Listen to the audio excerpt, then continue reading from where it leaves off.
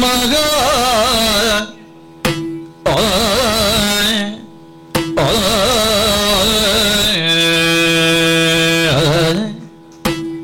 ಗಜಮುಖದವಗೆ ಗಣಪಗೆ ಚಲ್ವತ್ರಿ ಜಗ ವಂದಿತಗಿ ಆರತಿ ಎತ್ತಿರಿ ಆರತಿ ಬೆಳಗಿರೆ ಗಜಮುಖದವಗೆ ಗಣಪಗೆ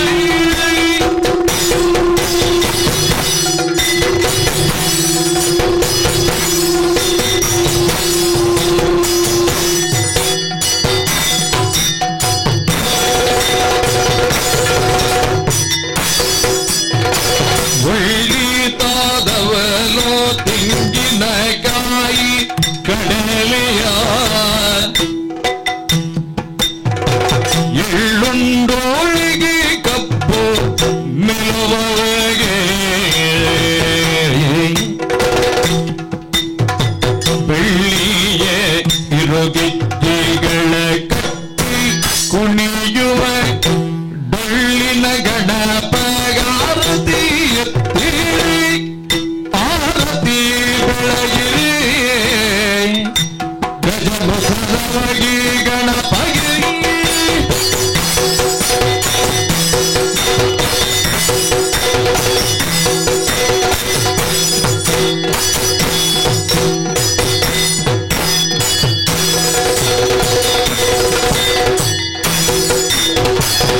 ದೇವತೆಗಳ ಕೈಯ ಕಪ್ಪವ ಗೊಂಬೆಗೆ ದಾವಾಗ್ನಿಯೋದದಿ ಮೆರವಗೆ ಆವ ಭಕ್ತರು ನೆನೆದರಿಷ್ಟಾದವ ಇವ ಗಣೇಶ ಗಾರತಿ ಎತ್ತಿರಿ ಆರತಿ ಬೆಳಗಿರಿ ಗಜಮುಖದವಗೆ ಗಣಪಗೆ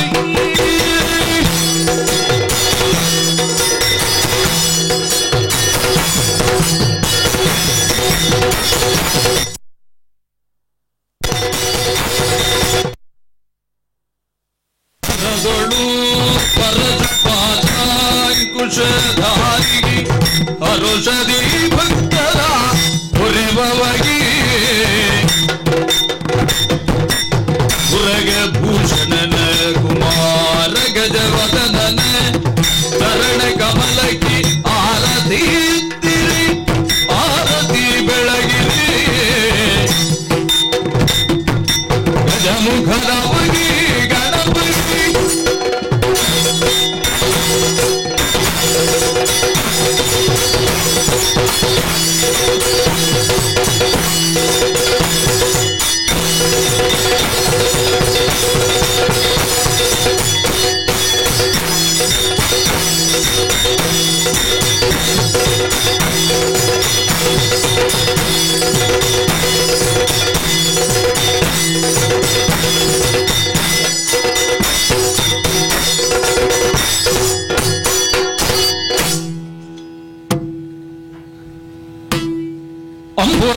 ಅಂಬುನೇತ್ರಿ ಶ್ರೀ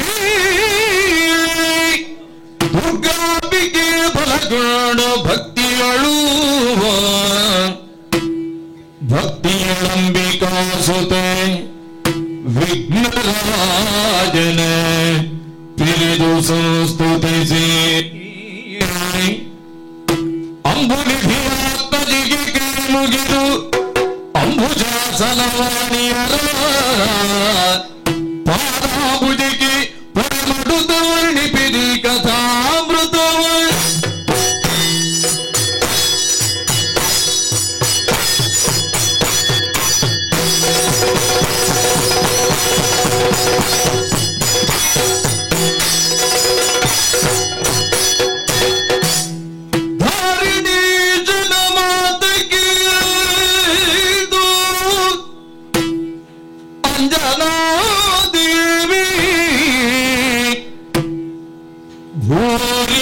ವ್ಯಸನದೊಳಗೆ ಚೇತನದಿ ಗ್ರಹಿಸಿದಳೋ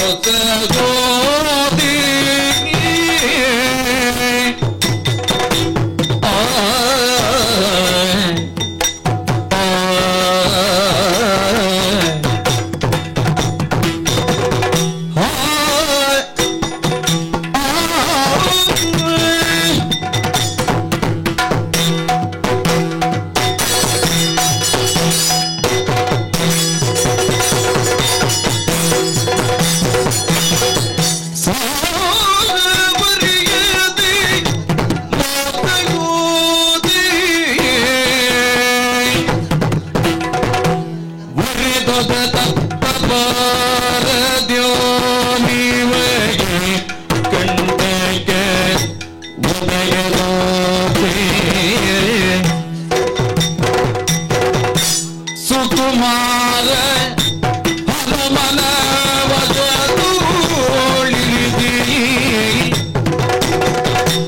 ಕಾಪಾಡುವೆ ನೆನುತ್ತೆ ನಿಶ್ಚಯಗಿದೆಳೋ ಅಂಜಲಿ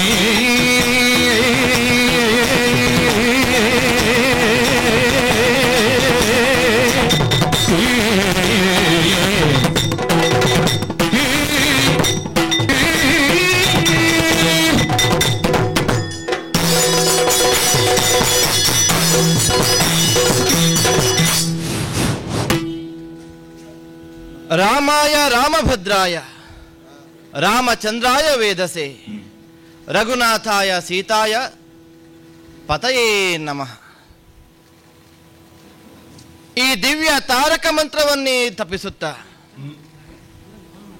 ಈ ನಾಮ ವ್ಯಾಹರಣದ ಫಲರೂಪವಾಗಿ ನಮ್ಮ ಜೀವನವನ್ನು ಕಟ್ಟಿಕೊಳ್ಳುವುದಕ್ಕೆ, ನಮ್ಮ ಜೀವನವನ್ನು ಭದ್ರಗೊಳಿಸುವುದಕ್ಕೆ ಅಥವಾ ಜೀವನದ ಸಿದ್ಧಿಯನ್ನು ಹೊಂದುವುದಕ್ಕೆ ನಾನೆಂದಲ್ಲ, ಪ್ರಪಂಚದಲ್ಲಿ ಪ್ರತಿಯೊಬ್ಬರೂ ಪ್ರಯತ್ನನಿರತರಾಗಬೇಕಾದದ್ದು ಅವರಿಗೆ ಧರ್ಮವೇ ಸರಿ.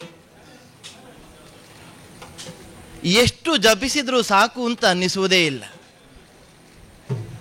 ಎಷ್ಟು ಹೇಳಿದರೂ ಇಂದಿಗೆ ಮುಗಿಸೋಣ ಅನ್ನುವ ಭಾವ ನನಗೆ ಮೂಡಿದ್ದೇ ಇಲ್ಲ. ಮತ್ತೆ ಮತ್ತೆ ಮತ್ತೆ ರಾಮ, ಈಗ ರಾಮ, ಆಗ ರಾಮ, ಉಂಬಾಗ ಕುಂಬಾಗ, ಪ್ರತಿಯೊಂದು ವಿಧದಲ್ಲಿಯೂ ಪ್ರತಿಯೊಂದು ವಿಭಾಗದಲ್ಲಿಯೂ ರಾಮ ರಾಮ ರಾಮ ರಾಮ. ಆದ್ದರಿಂದಲೇ ಆಡುವುದು. ಮನನ ತ್ರಾಯತೆ ಇತಿ ಮಂತ್ರ. ಯಾವುದು ಮನನ ಮಾತ್ರದಿಂದ ನಮಗೆ ರಕ್ಷಣೆಯನ್ನು ಒದಗಿಸಿಕೊಡುತ್ತದೆಯೋ ಅದಕ್ಕೆ ಜ್ಞಾನಿಗಳು ಮಂತ್ರ ಸ್ವರೂಪ ಅಂತ ಕರೆದರು. ನನಗೆ ಇದಕ್ಕಿಂತ ಪರಮ ಮಂತ್ರ ಅಥವಾ ಜೀವನದ ಉನ್ನತಿಯನ್ನು ಸಾಧಿಸುವುದಕ್ಕಿರುವ ದಾರಿ ಮತ್ತೊಂದು ಇಲ್ಲ ಅಂತ ಭಾವಿಸ್ತೇನೆ. ದಶರಥ ಚಕ್ರವರ್ತಿಗಷ್ಟೇ ರಾಮ ಎನ್ನುವ ಹಾಗೆ ಕರೆಯುವ ಅಧಿಕಾರ. ಆದ್ದರಿಂದಲೇ ರಾಮ ಭದ್ರಾಯ, ಹೆತ್ತಪ್ಪೆಗಲ್ಲದೆ ಮಗನನ್ನ ಆ ಬಗೆಯಿಂದ ಕರೆಯುವುದಕ್ಕೆ ಅಧಿಕಾರವಿಲ್ಲ. ಆದ್ದರಿಂದಲೇ ಕೌಸಲ್ಯ ಬದುಕಿನಲ್ಲಿ ರಾಮ ಭದ್ರ. ರಾಮಚಂದ್ರಾಯ ಕೈಕಸಾಮಾನ್ಯ ಶ್ರೀರಾಮಚಂದ್ರನನ್ನ ಕರೆಯುತ್ತಿದ್ದಂತಹ ಬಗೆಯನ್ನು ಪ್ರೀತಿಯ ಕೈಗೆ ರಾಮಚಂದ್ರ. ವೇದಸೆ ಸಕಲ ಸೃಷ್ಟಿಗೂ ಆದಿ ಮತ್ತು ಅಂತರ್ರೂಪದಲ್ಲಿರುವವರು ಶ್ರೀರಾಮನಲ್ಲದೆ ಅದೇ ನಾನು. ಆದ್ದರಿಂದಲೇ ಜ್ಞಾನಿಗಳಾದರೂ ವೇದ ಸ್ವರೂಪ ಅಂತ ಕೊಂಡಾಡಿ. ರಾಮಾಯ ರಾಮಭದ್ರಾಯ ರಾಮಚಂದ್ರಾಯ ವೇದಸೆ ರಘುನಾಥಾಯ. ವರಿಷ್ಠಾದಿ ಪ್ರಮುಖರು ಶ್ರೀರಾಮಚಂದ್ರನನ್ನು ಗುರುತಿಸಿದ್ದು ಹಾಗೆ. ನಾಥಾಯ ಸೀತೆಗೆ ನಾಥ ಸ್ವರೂಪ. ಸೀತಾಯ ಪತಯೇ ನಮಃ. ಓ ಸೀತಾಪತಿ, ನಮ್ಮನ್ನು ನೀನೇ ರಕ್ಷಿಸಬೇಕು, ನೀನೇ ಅನುಗ್ರಹಿಸಬೇಕು. ಹೀಗೆ ಸಕಲ ಪ್ರಜಾವರ್ಗದವರು ಶ್ರೀರಾಮನನ್ನು ನುತಿಸುವುದು ಧರ್ಮವೇ ಸರಿ.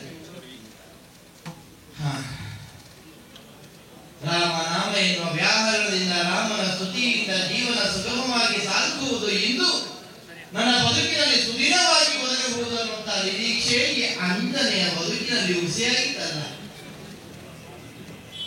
ಸ್ವಲ್ಪ ಹೊತ್ತು ಮುಂಚೆ ನಾನು ಮೂರ್ಛಿತರಾಗಿದ್ದೆ.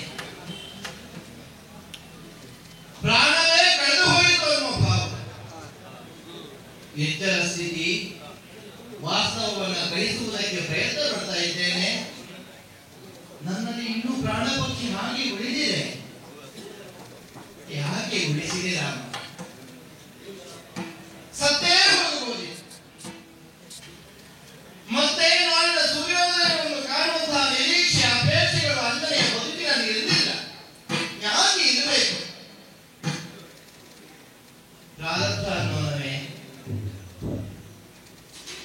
ನನ್ನ ಬದುಕಿನ ಗತಿಯನ್ನು ಹಾಗೆ ಸ್ವೀಕರಿಸೋಣವೇ? ಆದರೆ ಭಾವ ಬೇರೆ, ವಿಭಾಗ ಬೇರೆ. ಯಾವನು ಆಸೆಯನ್ನ ಬಿಟ್ಟಿರುವುದಿಲ್ಲವೋ, ಯಾವನು ತನ್ನ ಕಾಮನೆಗಳನ್ನು ತ್ಯಜಿಸಿರುವುದಿಲ್ಲವೋ ಅವನಿಗೆ ನಾಳೆ ಏನು ಅಂತ ಚಿಂತೆ. ಈಗ ಏನು ಸಿಕ್ಕಿದೆ, ಮತ್ತೆ ಏನು ಸಿಗಬಹುದು, ನಾಳೆ ಹೇಗೆ ಒದಗಬಹುದು, ನಮ್ಮ ಬದುಕಿನ ನಾಳೆಗಳು ಯಾವ ರೀತಿಯ ಅಧ್ಯಾಯವಾಗಿರಬಹುದು. ಹೀಗೆ ಹಲವು ಬಗೆಯಲ್ಲಿ ಯೋಚಿಸ್ತಾನೆ ಆಸೆಯನ್ನು ಹೊಂದಿರುವಂತಹ ಒಬ್ಬ ವ್ಯಕ್ತಿ. ಅದು ಅವನ ಚಿಂತೆ. ಸಪ್ಪೆ ಮೆಲುವವನಿಗೆ ಸೊಪ್ಪಿಲ್ಲವೆಂಬ ಚಿಂತೆ. ನಿತ್ಯವೂ ಸಪ್ಪೆ ಊಟ ಮಾಡಿ ಏನಾದರೂ ಸ್ವಲ್ಪ ಸೊಪ್ಪು ಮೆಲ್ಲುವುದಕ್ಕೆ ಸಿಕ್ಕರೆ ನಾಳೆಗೆ ರುಚಿಗೆ ಒದಗಿದರೆ ಸಾಕಾದೀತು ಅನ್ನೋ ಭಾವವದು. ಸೊಪ್ಪು ಸಿಕ್ಕಿದ್ರೆ ಉಪ್ಪು ದೊರಕಲಿಲ್ಲ ಎನ್ನುವ ಚಿಂತೆ, ಉಪ್ಪು ಸಿಕ್ಕಿದ್ರೆ ತುಪ್ಪ ಸಿಗಲಿಲ್ಲ ಅನ್ನೋ ಚಿಂತೆ, ತೃಪ್ತಿ ಇಲ್ಲ. ತುಪ್ಪವೇ ಸಿಕ್ಕಿತು ಕೊಪ್ಪರಿಗೆ ಇಲ್ಲ ಅನ್ನುವ ಚಿಂತೆ. ಒಂದರ್ಥದಲ್ಲಿ ಉರಿಯುವ ಬೆಂಕಿಗೆ ನಾವು ತುಪ್ಪವನ್ನು ಸುರಿದಾಗ ಹೇಗೆ ಮತ್ತೆ ಮತ್ತೆ ಅಭಿಮುಖವಾಗಿ ಅದು ಬೆಳಗ್ತದೆ, ಉರಿಯುತ್ತದೆಯೋ ಅಂತೆ ಆಸೆಗಳು ಚಿಗುರಿಕೊಂಡು ಹೋಗ್ತದೆ. ಇದು ಆಸೆ ಇದ್ದವನ ವ್ಯಥೆ. ನಾನು ಆ ವಿಭಾಗಕ್ಕೆ ಸೇರಿದವಳೇ ಅಲ್ಲ. ಬದುಕಿನಲ್ಲಿ ನನಗೆ ಸಿಕ್ಕಿರುವುದೇ ನನ್ನ ಪರಮ ಸೌಭಾಗ್ಯ ಅನ್ನೋ ಹಾಗೆ ಭಾವಿಸಿ, ಮಗನಾದ ಆಂಜನೇಯನಿಗೆ ನಾನು ತಾಯಿಯಾಗಿದ್ದೇನೆನ್ನುವಂತಹ ಪರಮ ಸೌಖ್ಯವನ್ನು ಅನುಭವಿಸುತ್ತಾ ತೃಪ್ತಿಯನ್ನು ಹೊಂದಿರುವ ಜೀವನವನ್ನು ರಾಮ ನಾಮ ಎನ್ನುವ ವ್ಯಾಹರಣದಿಂದ ಕಳೆಯುತ್ತಾ ಇದ್ದೇನೆ. ಆದರೂ ಚಿಂತೆ ಬಿಡಲಿಲ್ಲ. ಮೋಸ ಹೋದೆ. ಬಂದು ಸೇರಿದ ಸಿಂಧೂ ದೇಶದ ನೃಪತಿ ಶಕುಂತ ಮಹಾರಾಜ ಮಾಡಿದ ಮೋಸ ಅಲ್ಲ ಇದು. ಕಾಲವೇ ನನಗೆ ಸಗಿದ ಮೋಸ. ಕಾಲವಶಳಾಗಿ ಉದ್ವೇಗ ಭರಿತಳಾಗಿ ತಾಯಿ ಹೃದಯದಿಂದ ಅನುಕಂಪದಿಂದ ನನ್ನ ಬದುಕಿನಲ್ಲಿ ಒದಗಿದ ಕರ್ಕಶ ಸ್ಥಿತಿ ಇದು. ಎಲ್ಲರ ಬದುಕಿನಲ್ಲಿ ಸಾಮಾನ್ಯವಾದದ್ದೇ. ಆದರೆ ಯೋಚಿಸುವುದು, ಈಗ ಪರಿಹರಿಸುವುದು ಹೇಗೆ ಅಂತ. ಮೊದಲೇ ಆರಂಭದಲ್ಲಿ ಸ್ಪಷ್ಟವಾಗಿ ಹೇಳಿದ ಇಳೆಗೆ ನಾನು ದೈವದ್ರೋಹಿಯಾಗಿದ್ದೇನೆ ನನ್ನ ತಲೆಗೆ ಹೋಗಲೇ ಇಲ್ಲ. ಅವನು ಸ್ಪಷ್ಟವಾಗಿ ಆಡಿದ್ದಾನೆ, ಶಕುಂತ ಮಹಾರಾಜ, ನಾನು ದೈವದ್ರೋಹಿ ಇದ್ದೇನೆ, ನಾನು ಸತ್ಯಕ್ಕೆ ತಪ್ಪು ಬಿದ್ದಿದ್ದೇನೆ, ನನ್ನಿಂದ ಅನ್ಯಾಯವಾಗಿದೆ. ಕಣ್ಣಿಗೆ ಕಾಣಲಿಲ್ಲ, ಕಣ್ಣಿಂದ ಸುರಿಯುವ ಕಣ್ಣೀರು ಕಂಡು ಬಂತು. ದೀನನಾದ ಆತನ ಕುರಿತಾಗಿ ಅನುಕಂಪವನ್ನು ತೋರಿಸಿ ನಿನ್ನ ಪ್ರಾಣವನ್ನು ನಾನು ಉಳಿಸ್ತೇನೆ, ಏನಾಗಲಿಕ್ಕಿಲ್ಲ ಅನ್ನುವ ಹಾಗೆ ಭರವಸೆಯ ಮಾತುಗಳನ್ನು ಆಡಿದೆ. ಆಡಿ ಮೋಸ ಹೋದೆ. ಈತನಿಗೆ ವ್ಯಾಜ ಒದಗಿ ಬಂದದ್ದು ಶ್ರೀರಾಮನಲ್ಲಿ. ರಾಮನೇ ಉಸಿರು, ರಾಮನೇ ಬದುಕು, ರಾಮನಿಲ್ಲದೆ ಇನ್ನೊಂದು ವಿಚಾರವೇ ಬದುಕಿನಲ್ಲಿ ಇಲ್ಲ ಅನ್ನುವ ಹಾಗೆ ಗ್ರಹಿಸಿ ಭಾವಿಸಿ ಬದುಕಿದ ನಾನು ರಾಮದ್ವೇಷಿಯಾಗಿ ಉಳಿದು ಬಿಟ್ಟೇನಲ್ಲ. ಯಾವನು ರಾಮನಿಂದ ಹತನಾಗಬೇಕು ಅಥವಾ ಯಾವ ಆಡಿದ ಭಾಷೆಯನ್ನು ರಾಮ ಸಲ್ಲಿಸುವಂತಹ ಹೊಣೆಯನ್ನು ಹೆಗಲಿಗೆರೆಸಿಕೊಂಡಿದ್ದಾನೆಯೋ ಆ ತೀರ್ಮಾನಕ್ಕೆ, ಆ ದಾರಿಗೆ ನಾನಿಂದು ಅಡ್ಡಲಾಗಿ ಒದಗಿ ಬರ್ತೇನೆ ಅಂತಾದರೆ ಇಲ್ಲ, ರಾಮ ನನ್ನಿಂದ ಸಹಿಸಿಕೊಳ್ಳುವುದಕ್ಕಾಗುವುದಿಲ್ಲ. ಏನು ರಾಮನ ವ್ಯಕ್ತಿತ್ವ, ಏನು ರಾಮಚಂದ್ರಮ. ದೊರೆಯ ತನದಲ್ಲಿ ನೋಡೆ ಧರಣೀ ದೇವಿಗೆ ರಮಣ, ಸಿರಿಯ ತನದಲ್ಲಿ ನೋಡೆ ಶ್ರೀಕಾಂತನು, ಹಿರಿಯ ತನದಲ್ಲಿ ನೋಡೆ ಸರಸಿಜೋದ್ಭವನಯ್ಯ, ಗುರುವು ತನದಲ್ಲಿ ನೋಡೆ ಜಗದಾದಿ ಗುರುವು, ಪಾವನತ್ವದಿ ನೋಡೆ ಅಮರಗಂಗಾ ಜನಕ, ದೇವತ್ವದಲ್ಲಿ ನೋಡೆ ಸಕಲ ದಿವಿಜರೊಡೆಯ, ಲಾವಣ್ಯದಲ್ಲಿ ನೋಡೆ ಲೋಕ ಮೋಹಕನಯ್ಯ, ಆವ ತನದಲ್ಲಿ ನೋಡೆ ಅಸುರಾಂತಕನಯ್ಯ. ವೈಕುಂಠದಿಂದಲೇ ಧರೆಗಿಳಿದು ಬಂದು ರಾವಣಾದಿ ದುಷ್ಟರನ್ನು ಮರ್ದಿಸುವ ಮೂಲಕವಾಗಿ ಪ್ರಪಂಚಕ್ಕೆ ಹೊಸ ಬದುಕನ್ನು, ಹೊಸ ಆರಂಭವನ್ನು ಒದಗಿಸಿಕೊಟ್ಟ ನಮ್ಮ ಆರಾಧ್ಯ ಮೂರ್ತಿ ಶ್ರೀರಾಮಚಂದ್ರಮ ಇಲ್ಲ. ಮಗನಾದ ಹನುಮನ ಮೇಲಾಣೆ, ಯಾವ ನಾಲಗೆಯಲ್ಲಿ ಹನುಮನನ್ನ ಕರೆದಾಡಲಿ. ಮಗನೇ ಹನುಮಂತ, ನಾನು ಹೀಗೆ ಮಾತು ಕೊಟ್ಟಿದ್ದೇನೆ, ನಿನ್ನ ತಾಯಿಯ ಮಾತು ಪೂರೈಸಬೇಕು. ಧೈರ್ಯ ಸಾಲುವುದಿಲ್ಲ. ದಾಸೋಹಂ ಕೋಸಲೇಂದ್ರಸ್ಯ, ಶ್ರೀರಾಮನೇ ದಾಸನಾಗಿದ್ದೇನೆ, ಬಂಟನಾಗಿದ್ದೇನೆ, ದಾಸರೊಳಗೆ ದಾಸನಾಗಿದ್ದೇನೆ. ಹೀಗೆ ನನ್ನ ಮಗು ಹನುಮ ಅಬ್ಬೆಯಾದ ನನ್ನ ಮಾತುಗಳನ್ನು ಕೇಳಿ ಸಹಿಸಿಕೊಳ್ಳುವುದಕ್ಕುಂಟೆ? ಇಲ್ಲ. ಮೋಸ ಹೋಗಿ ಆಗಿದೆ. ಆದರೆ ಆಡಿದ ಮಾತನ್ನು ಉಳಿಸಿಕೊಳ್ಳದೆ ನನಗೆ ಗತಿ ಇಲ್ಲ, ನಿರ್ವಾಹವಿಲ್ಲ. ಯಾಕೆ? ಆದರ್ಶ ವ್ಯಕ್ತಿತ್ವವನ್ನು ಹೊಂದಿರುವ ಶ್ರೀರಾಮಚಂದ್ರಮನನ್ನು ಅನುಕರಿಸುವವರು ನಾವು, ಅನುಸರಿಸುವವರು ನಾವು. ಯಾವ ರಾಮನ ಮಾತುಗಳಿಗೆ ಪ್ರಪಂಚದಲ್ಲಿ ಸಟೆಯಿಲ್ಲವೋ, ಹುಸಿಯಿಲ್ಲವೋ, ಎರಡಿಲ್ಲವೋ ಅಂತಹ ರಾಮನ ಭಜಕರಾಗಿ ನಾವು ಆಡಿದ ಮಾತನ್ನು ಕಾದಿರಿಸಿಕೊಳ್ಳಬೇಕಾದುದು, ಕಾಪಿಟ್ಟುಕೊಳ್ಳಬೇಕಾದುದು ನಮಗೆ ಕರ್ತವ್ಯ. ನನಗೆ ಉಳಿದದ್ದು ಒಂದೇ ದಾರಿ, ಕಹಿಯಾಗಲಿ ಸಿಹಿಯಾಗಲಿ, ಪರಿಣಾಮ ಏನು ಬೇಕಾದರೂ ಆಗಲಿ, ಒಂದು ಉಪಾಯ. ಈತನ ಮಗನ ವಶದೊಳಗಿರಿಸಿ ಅಥವಾ ಮಗನನ್ನೇ ನನ್ನ ವಶಗೊಳ್ಳಲಿರಿಸಿ ಈತನ ಪ್ರಾಣಕ್ಕೆ ಬಂದ ಕಂಟಕವನ್ನು ಕಳೆಯುವತ್ತ ನಾನು ಮನಸ್ಸು ಮಾಡಬೇಕು. ಹನುಮ, ಮಗ, ನನ್ನ ತಾಯಿಗೆ ಬಂದ ಕಷ್ಟವನ್ನು ಈ ಕಡೆಗೆ ಬಂದು ಒಮ್ಮೆ ಪರಿಹರಿಸು ಮಗನೇ. ಹನುಮ, ಹೀಗೆ ಬಾ, ಹೀಗೆ ಬಾ, ಹೀಗೆ ಬಾ. ರಾಮ ಸೇವಾ ನಿರತನಾದ್ರೆ ಒಮ್ಮೆಲೆ ಒಂದು ಸೆಳೆತ. ತಾಯಿಯ ಬಸುರಿನಿಂದ ಬಂದವರಿಗೆ ಅದು ಅರ್ಥ ಆದೀತು ಸೆಳೆತ ಎಂಥದ್ದು ಅಂತ. ಹೊಕ್ಕುಳ ಬಳ್ಳಿಯ ಸೆಳೆತ ಅದು. ಬೇರೆ ಯಾವ ಸೆಳೆತಕ್ಕೂ ಹೆಚ್ಚು ಮೌಲ್ಯ ಇಲ್ಲ. ಯಾಕಂದ್ರೆ ಆ ಸೆಳೆತ ಬಳ್ಳಿ ತುಂಡು ಮಾಡಿದರೂ ಉಂಟು. ಅದಕ್ಕೆ ಹೇಳೋದು. ನೋಡಿ, ರಾಮ ಸೇವಾ ನಿರತನಾದ ಮೇಲೆ ನನಗೆ ಯಾವುದೂ ಇಲ್ಲ. ಆದರೆ ನೋಡಿ, ಈ ಸೆಳೆತ ಲೋಹದ ಕಣೆಯನ್ನು ಸೆಳೆಯುವ ಅಯಸ್ಕಾಂತದ ಹಾಗೆ. ಅಯಸ್ಕಾಂತ ಸಣ್ಣನಾಗಿ ಲೋಹದ ಕಣೆ ದೊಡ್ಡದಾದರೆ ಅದು ಈಚೆ ಬರ್ತದೆ. ಇದು ತಾಯಿ, ಇದು ಅಮ್ಮ, ಇದು ಅಬ್ಬೆ, ಇದು ಆಯಿ. ಯಾವ ಶಬ್ದದಿಂದಲೇ ಹೇಳಿ, ಅಮ್ಮ, ತಾಯಿ, ನೀ ನೆನಪಿಸಿದೆಯೋ ಇಲ್ವೋ? ನಾ ಮಾತಾಡ್ತಾ ಮಾತಾಡ್ತಾ ಹೊರಟದ್ದೇ ಗೊತ್ತಾಗ್ಲಿಲ್ಲ ನನಗೆ. ಸೆಳೆತ ನಿನ್ನದು ಮೊದಲೇ ತಡ ಆಗಿದೆ. ಇನ್ನು ಪುನಃ ತಡ ಮಾಡಿದ್ರೆ 4 ಮಂದಿ ಕೂತವರು ಅವರಿಗೆ ತಡ ಆಯಿತು ಅಂತ ಹೋದ್ರೆ ಅವರಿಗೆ ಬೇರೆ ಕೆಲಸ ಉಂಟಲ್ಲ, ಇವರಿಗೆ ಬೇರೆ ಕೆಲಸ ಇಲ್ಲ. ನಾವು ಬಂದಾಗಿದೆ. ತಾಯಿ, ನೀ ನೆನಪಿಸಿದ್ದು ಅಮ್ಮ, ಮಗ, ದೀರ್ಘದಂಡ ಪ್ರಣಾಮ ಮಾಡಿದ್ದೇನೆ. ಎದ್ದೇಳು ಮಗನೇ. ನನಗೆ ನಮಿಸಿರುವ ಕ್ಷೇತ್ರ 2. ಒಂದು ನಿನ್ನ ಸನ್ನಿಧಾನ, ಒಂದು ಆ ಮಹಾ ಸನ್ನಿಧಾನ ರಾಮಪ್ರಭು. ನಮಗೆಲ್ಲ ಸನ್ನಿಧಾನ, ತಂದೆ ತಾಯಿ ಬಂಧು ಬಳಗ ಎಲ್ಲ ಅವ. ಅರೆ, ನೀನ್ ನೆನಪಿಸಿದಿ. ಮುಖ ಮಗ ಅಪರೂಪಕ್ಕೆ ಬಂದದ್ದು, ನಿನ್ನಲ್ಲಿ ಉತ್ಸಾಹ ಕಾಣುವುದಿಲ್ಲ. ಪ್ರಶ್ನಿಸಿರೋ ತಾಯಿ ನಾನು, ಅಮ್ಮ, ಅಮ್ಮ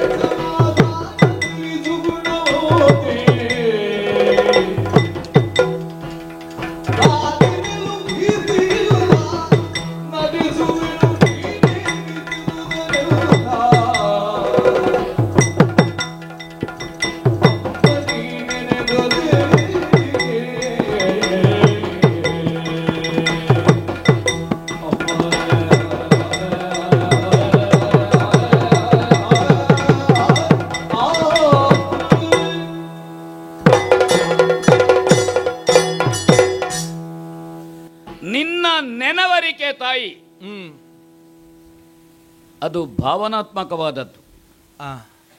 ನಮಗೆ ಆತ್ಯಂತಿಕವಾದ ಪ್ರೀತಿ, ಶ್ರದ್ಧೆ, ವಾತ್ಸಲ್ಯ ಎಲ್ಲಿದೆ ಅವರು ಎಲ್ಲಿಯೋ ನೆನಪಿಸಲಿ, ನಾವಿಲ್ಲಿ ಚಡಪಡಿಸ್ತೇವೆ. ನಾವು ಹೇಳ್ತೇವೆ ನಮ್ಮ ಹತ್ರದವರಿಗೆ ಏನೋ ಆಗಿರಬೇಕು, ಯಾರೋ ಆತ್ಮೀಯರು ನೆನಪಿಸಿರಬೇಕು. ಅದು ಸುಪ್ತವಾದಂತಹ ನಮ್ಮ ಪ್ರಜ್ಞೆ ಅಲ್ವೇ?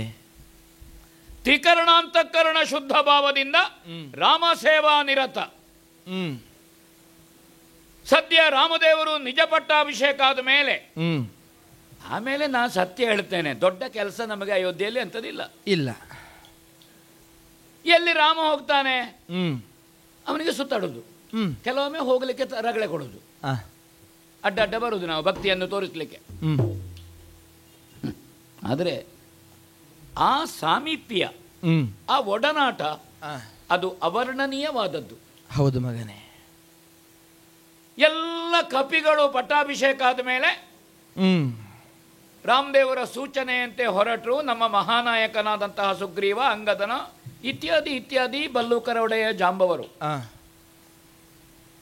ಬೇರೆ ಯಾರನ್ನೂ ನಾನು ಹೆಚ್ಚು ಹಚ್ಚಿಕೊಳ್ಳಿಲ್ಲ ಕಪಿಗಳಲ್ಲಿ. ಆದರೆ ವಯೋವೃದ್ಧರಾದಂತಹ ಬಲ್ಲೂಕರೊಡೆಯ ಜಾಂಬವರನ್ನು ಬಿಟ್ಟು ನನಗೊಂದು ಅಸ್ತಿತ್ವವನ್ನು ಕಾಣಲಿಲ್ಲ.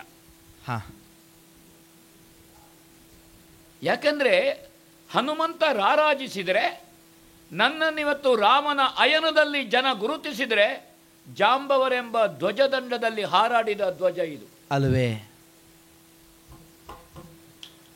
ಸೀತಾನ್ವೇಷಣೆಗೆ ಹೊರಟಿದ್ದೆವು ತಾಯಿ ನಾವು. 27 ದಿವಸ ಕಳೆದಿತ್ತು, ಹೊಟ್ಟೆಗೆ ಹಿಟ್ಟಿಲ್ಲ, ನೀರು ಮುಟ್ಲಿಲ್ಲ. ಸುಗ್ರೀವನಾಜ್ಞೆ, ತಿಂಗಳೊಪ್ಪತ್ತಿನ ಮೊದಲು ಸೀತಾನ್ವೇಷಣೆ ಮಾಡದೇ ಇದ್ರೆ ನಾಲಿಗೆ ಕೊಯ್ತೇನೆ. ನಿಜವಾಗಿ ಸುಗ್ರೀವಾಜ್ಞೆ ಇದ್ದು, ಈಗ ಖಂಡದ್ದಕ್ಕೆ ಸುಗ್ರೀವಾಜ್ಞೆ. ನಾಳೆ ಹೊರಟರು ಆಶ್ಚರ್ಯ ಅಲ್ಲ. ಯಾಕೆ? ಆಜ್ಞೆ ಕೊಡುವ ಸುಗ್ರೀವ ಅಲ್ಲ, ರೂಪ ಮಾತ್ರ. ಹಾಗೆ ಹೆಸರು ಕೊಟ್ರೆ ಅಟ್ಟೆ ಸುಗ್ರೀವಾಜ್ಞೆ. ಏನು ಮಾಡುವುದು? ಆ ಸ್ವಯಂಪ್ರಭಾ ದೇವಿ ಹೇಳಿದ್ಲು, ಹೋಗಿ ಸಮುದ್ರದ ತಡಿಗೆ ಸಂಪಾತಿಗೆ ನಾವು ರಾಮನಾಮ ಹೇಳುವಾಗ ರೆಕ್ಕೆ ಮೂಡಿತು, ಅವನನ್ನು ಎತ್ತುವಾಗ ತೋರಿಸಿದ. ಖಂಡಿತ ಖಂಡಿತ ಖಂಡಿತ ಇಲ್ವ? ಜಾಂಬವರು ಹೇಳಿದ್ರು ಆ ಖಂಡಿತು ಏನು ಅಂತ ಅವರು ಕೇಳಲಿಲ್ಲ, ಇವರು ಹೇಳಲಿಲ್ಲ. ನಾನಂತೂ ಸುಮ್ಮನೆ ಕೂತಿದ್ದಿದ್ದು, ಆಗು ಹೋಗುವ ಕೆಲಸ ಅಲ್ಲ. ಎಲ್ಲ ಕಪ್ಪಿಗಳು ಸಮುದ್ರದ ನೀರಿಗೆ ಹಾರುವ ಉಪ್ಪು ನೀರಿಗೆ ಅಂತ ಹೇಳಿದರು. ಆವಾಗ ಜಾಂಬವರು, ನೀನೇ ಕಲಿ ಹನುಮ. ನನಗೆ ಆವಾಗ ಗೊತ್ತಾದ್ದು, ನನ್ನ ಅಹಂಕಾರ ಇಳಿಯಿತು. ನಾನು ಕಲ್ತದ್ದು ಸಾಲದು ಅಂತ ಹೇಳಿದ್ದು ಜಾಂಬವರು. ನೀನೇ ಕಲಿ ಹನುಮ ಅಂತ ಎಲ್ಲರೂ ಹೇಳಿದ್ರು. ಹನುಮಂತ ವಿಕ್ರಮಿ ಹನುಮ. ಅವರು ಗುಟ್ಟಿನಲ್ಲಿ ಹೇಳಿದ್ರು, ಕಲ್ತದ್ದು ಸಾಲದ ಹನುಮಂತ, ಇನ್ನೂ ಕಲಿಬೇಕು ಅಂತ. ಅನೇಕರಿಗೆ ಕಲೀಲಿಕ್ಕೆ ತೊಡಗೋ ಮೊದಲೇ ಗೊತ್ತಾಗ್ತದೆ ಕಲೀಲಿಕ್ಕೆ ಏನುಂಟು ಅಂತ. ಅವರಿಗೆ ಕಲೀಲಿಕ್ಕೆ ಏನುಂಟು ಅಂತಲೇ ಗೊತ್ತಿಲ್ಲ, ಮತ್ತೆ ಕಲಿಯುವುದಂಥದ್ದು. ನನಗೆ ಲಂಕಾ ದರ್ಶನ ಮಾಡಿಸಿದವರು ಜಾಂಬವರು. ನನ್ನನ್ನು ಪ್ರೇರೇಪಿಸಿ, ನನ್ನ ಸಾಮರ್ಥ್ಯವನ್ನು, ಸಾಧ್ಯತೆಯನ್ನು ನೆನಪಿಸಿ, ನನಗೆ ಮರೆಯುವುದು ಸ್ವಭಾವ ತಾಯಿ ಅಲ್ಲವೇ?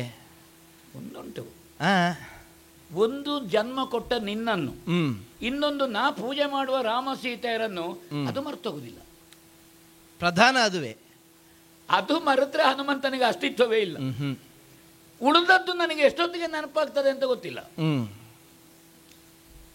ಹಾಗೆ ಸೀತಾನ್ವೇಷಣೆ ಮೊದಲ ದರ್ಶನದಲ್ಲಿ ಆ ಸೀತಾಮಾತೆಯಲ್ಲಿ ನಿನ್ನನ್ನು ಕಂಡೆ. ಸೌಭಾಗ್ಯ ನನ್ನದು. ಹಾಗಾದ ಕಾರಣ ಆ ತಾಯಿಯನ್ನು ನೋಡಿದ ಮೇಲೆ ನನಗೆ ಒಂದು ರೀತಿಯ ತಬ್ಬಲಿ ಭಾವ ಬರಲಿಲ್ಲ. ಸೀತಾಮಾತೆಯಲ್ಲಿ ಅಂಜನಾದೇವಿ ಕಾಣ್ತಾಳೆ. ಅಲ್ಲಿಂದ ಆ ತಾಯಿಯ ಪಾದಕ್ಕೆ ಬಿದ್ದೆ.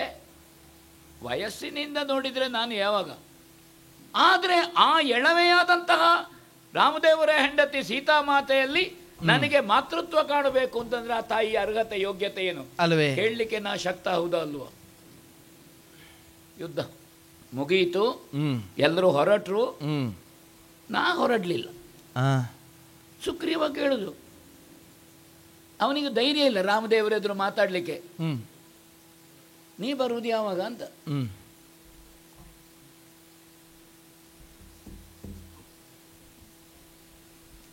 ಅಂತೊಂದು ಕೈ ಭಾಷೆ ಮಾಡಿದ್ದೆ. ಅದು ನಮ್ಮ ಕಪಿಗಳ ಮುಖದ ಅಭಿನಯ ಗೊತ್ತಾಗೋದು ಕಪಿಗಳಿಗೆ ಮಾತ್ರ, ಬೇರೆ ಯಾರಿಗೆ ಗೊತ್ತಾಗ.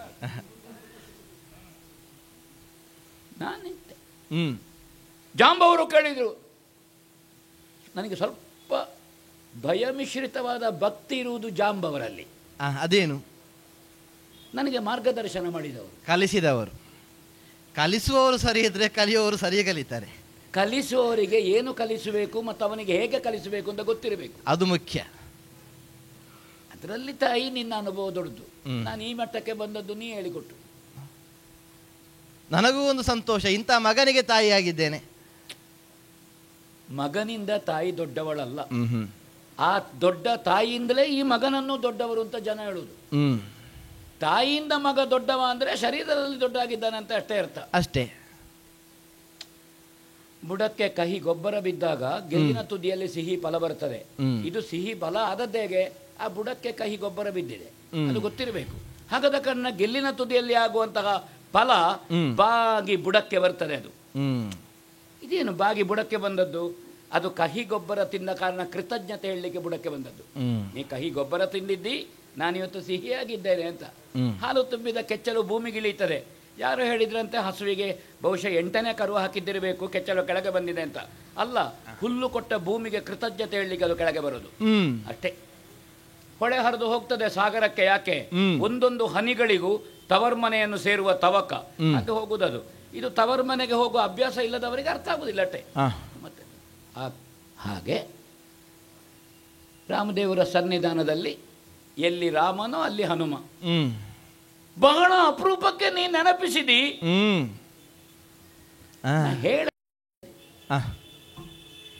ಹೇಳಿದ್ರೆ ರಾಮದೇವರು ಹನುಮಂತ ಹೋಗುದಾ ಕೇಳ್ತಾರೆ. ನನಗೆ ಹೊರಡ್ಲಿಕ್ಕೆ ಮನಸ್ಸು ಬರುವುದಿಲ್ಲ.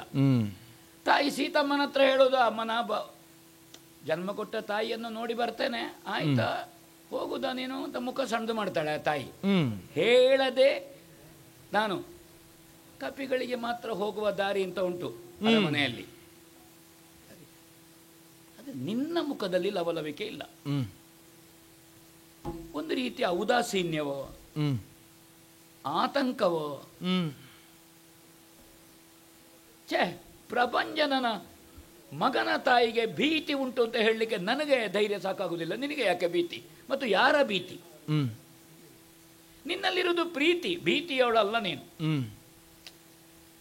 ಒಂದು ವೇಳೆ ಏನಾದ್ರೂ ಒಂದು ಭೀತಿ, ಯಾರಾದ್ರೂ ಒಂದು ಹೆದರಿಸಿ ಬಿಡು. ಗೊತ್ತಿಲ್ಲದೆ ಇದ್ದವರಿಲ್ಲ ನೀ ಹನುಮಂತನ ತಾಯಿ ಅಂತ. ಗೊತ್ತಿಲ್ಲದವರಿಗೆ ನೀ ಹೇಳು ಹನುಮಂತನ ತಾಯಿ ನಾನು ಅಂಜನಾದೇವಿ ಅಂತ ಹೇಳಿದ ಮೇಲೆ ಮತ್ತಮ್ಮ ಇವರಿಗೆ ತಲೆ ಹಾಕ್ಲಿಕ್ಕಿಲ್ಲ, ಸುದ್ದಿಗಿಲ್ಲವ. ಬೇಡ, ರಾಮಬಂಟ ಹನುಮಂತ, ರಾಮದೂತ ಹನುಮಂತ. ನನಗೆ ವಿಳಾಸ ಅದೇ ಅಲ್ವೋ? ರಾವಣನ ಸಭೆಗೆ ಹೋದಾಗ ನೀ ಯಾರು? ನಾನು ಅಂಜನಾದ ಕೇಸರಿ ಎಂಬ ವಾನರನ ಹೆಂಡತಿ ಅಂಜನೇಯ ಅಂತ ನಾ ಹೇಳಲಿಲ್ಲ. ದಾಸೋಹಂ ಕೋಸಲೇಂದ್ರಸ್ಯ. ನನಗೆ ವಿಳಾಸ ಅಷ್ಟು ನೀನು ಸಾಕು ತಿಳ್ಕೊಂಡ್ರೆ ಅದಕ್ಕಿಂತ ಹೆಚ್ಚಿದ್ದು ನಿನಗೆ ಬೇಡ. ನಾ ಸಂಬಂಧ ಮಾಡಲಿಕ್ಕೆ ಬಂದದ್ದಲ್ಲ, ನಾನು ಸಂಬಂಧ ಆಗುವವನು ಅಲ್ಲ. ನೀನಿದ್ದಿ, ಆ ಭೀತಿ ಬೇಡ. ಮಾತಾಡುವಾಗ ಆಚೆ ಈಚೆ ಕತ್ತು ತಿರುಗಿಸ್ತಿ. ಹೂವ ಯಾರೊಬ್ಬ ಇಣುಕುದಲ್ಲಿ ಈ ಬದಿಗ ಹೂವ ಬದಿಯಲ್ಲಿ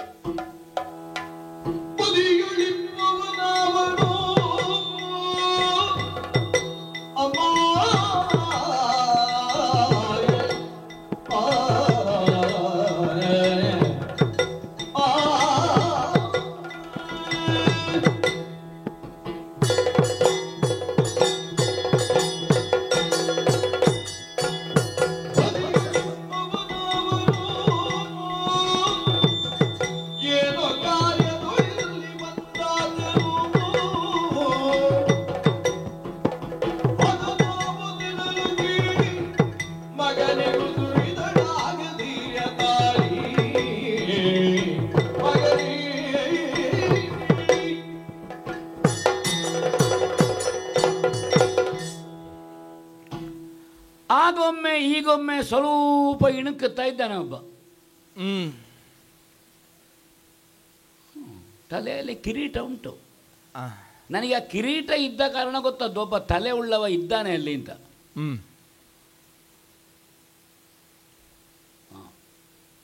ಒಮ್ಮೆ ನೋಡ್ತಾನೆ ಹಿಂದೆ ಹೋಗ್ತಾನೆ, ನೋಡ್ತಾನೆ ಹಿಂದೆ ಹೋಗ್ತಾನೆ. ಅವ ನೋಡ್ತಾನೆ ಹಿಂದೆ ಹೋಗ್ತಾನೆ ಅಂದರೆ ಬದುಕಿನಲ್ಲಿ ಮುಂದೆ ಬರಬೇಕು ಅಂತ ಉಂಟು, ಆದರೆ ಧೈರ್ಯ ಇಲ್ಲ. ಧೈರ್ಯ ಇಲ್ಲ ಅಂದ್ರೆ ಅವನ ಧೈರ್ಯಕ್ಕೆ ಆತಂಕಕ್ಕೆ ಯಾರೋ ಹಿಂದೆ ಕಾರಣ ಆಗಿದ್ದಾರೆ ಅಥವಾ ಮುಂದೆ ಕಾರಣ ಆಗಿದ್ದಾರೆ.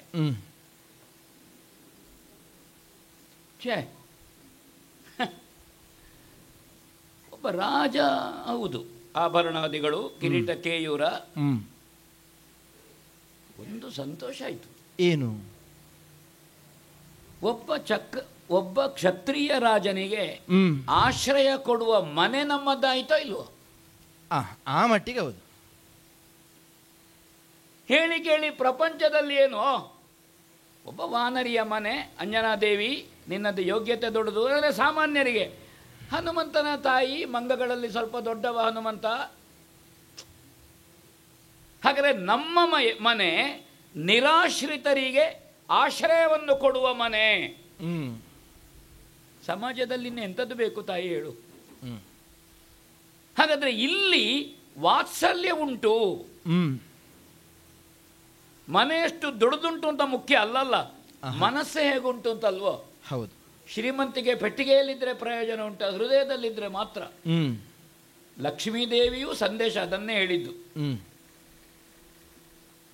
ಗಂಡನ ಹತ್ರ ಲಕ್ಷ್ಮೀದೇವಿ ಗಂಡ ಮದುವೆ ಆದ ಕೂಡಲೇ ನಾರಾಯಣ ದೇವರು ಕೇಳಿದ್ರಂತೆ, ಏನು ಬೇಕು ನಿನಗೆ? ಇನ್ನು ಬ್ರಹ್ಮಚಾರಿ ಮದುವೆ ಕತೆ ಹೇಳ್ತಾನೆ ಅಂತ ತಿಳ್ಕೊಳ್ಬೇಡ ನೀನು, ದೇವರ ಕತೆ.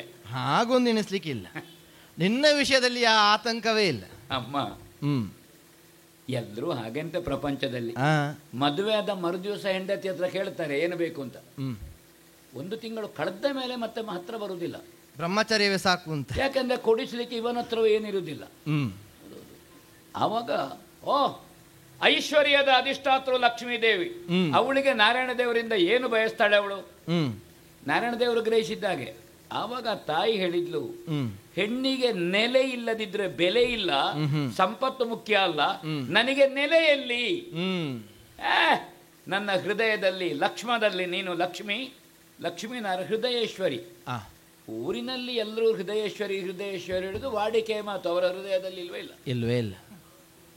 ಅದಕ್ಕೆ ಲಕ್ಷ್ಮೀನಾರಾಯಣರು ಮಂಗಲ ಮುಹೂರ್ತದಲ್ಲಿ ಮಂಟಪಕ್ಕೆ ಬರುವಾಗ, ಹೌದಾ, ಇವನು ನಾರಾಯಣನು ಇವಳು ಲಕ್ಷ್ಮಿಯು ಸಕಲ ಭುವನೇ ರೂಢ ಯಶಸ್ಸೋ ಅಂತ ವೈದಿಕರು ಹೇಳೋದು. ಆದರ್ಶ ದಾಂಪತ್ಯಕ್ಕೊಂದು ಸಂಕೇತ.